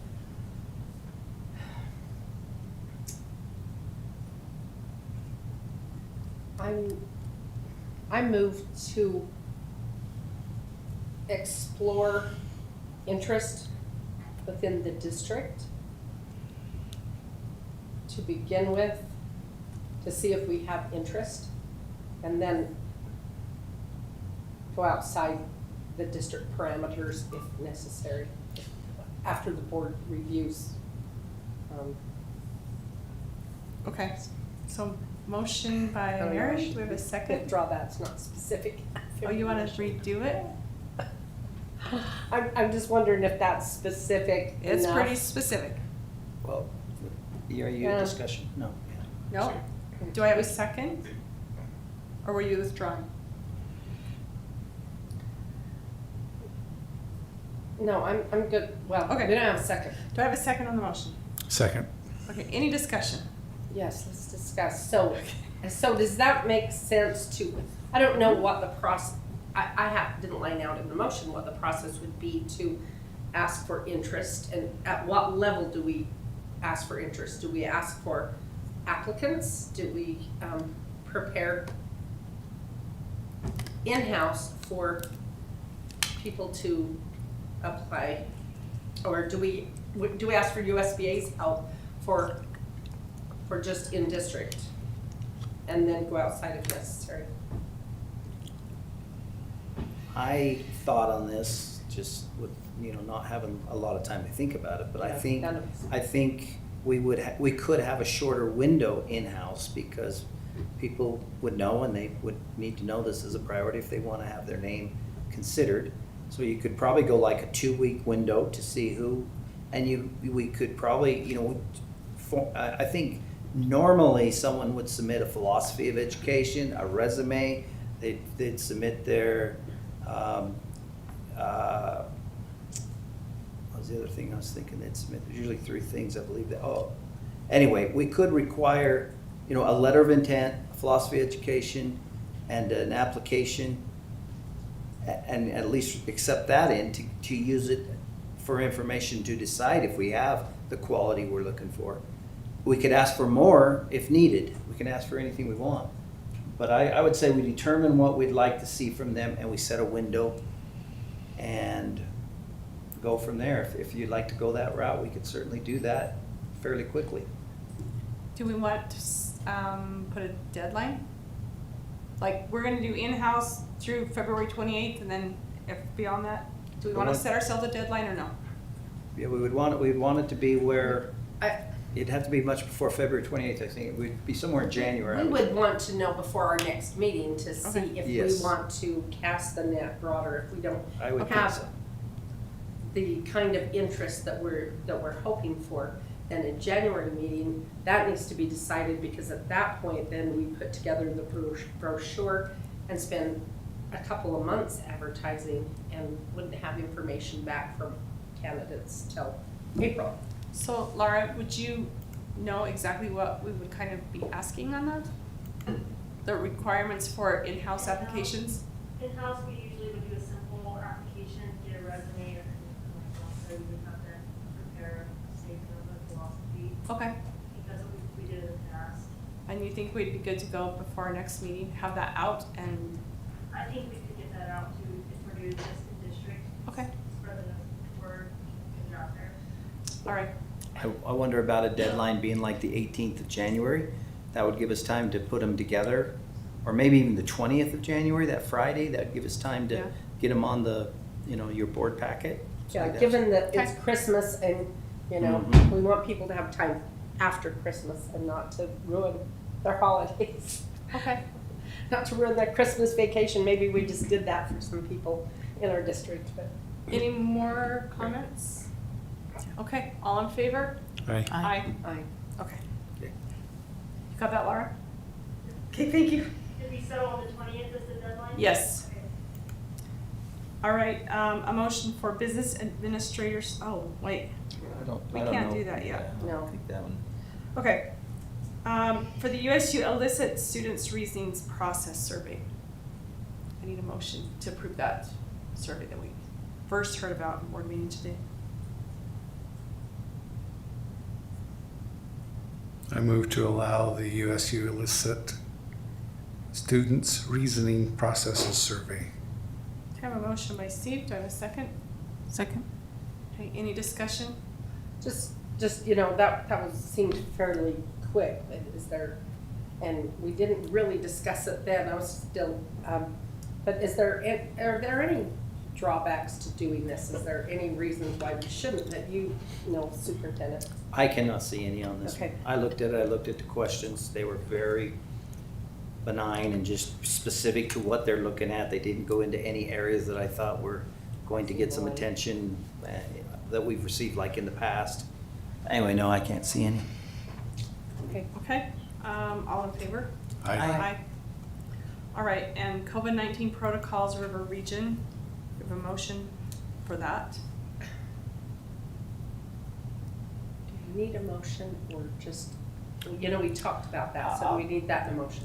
I'll be honest, I think a motion on this, if Okay. it's really gonna come from the board, then I Needs a think it motion. needs to be a motion from the board. I move that somehow we respond to the students at White Horse High School, indicating a step to inform the Navajo Nation of their concerns and our support of their students in their concerns. How, I think it should be done before next board meeting, so probably delegate it to superintendent. But we haven't seconded the motion yet, so Is that- that's still your that's still motion? the motion. Yep. Okay. Okay, motion by Steve, do I have a second? Are you finished? Okay, any discussion? Lucille did. Okay, all in favor? Aye. Aye. All right. Okay, the last item we have is we need to go into closed session for the discussion of personnel, so do I have a motion for that? I move to go into closed session to discuss personnel. Second. Okay, roll call, So Cody, yes? Steve Black, yes. Lori Mon, yes? You, Mary? Mary? Oh, sorry. Mary Shipway, yes. Okay, thank you all for coming. We're gonna go into closed session. Do we need some of the directors?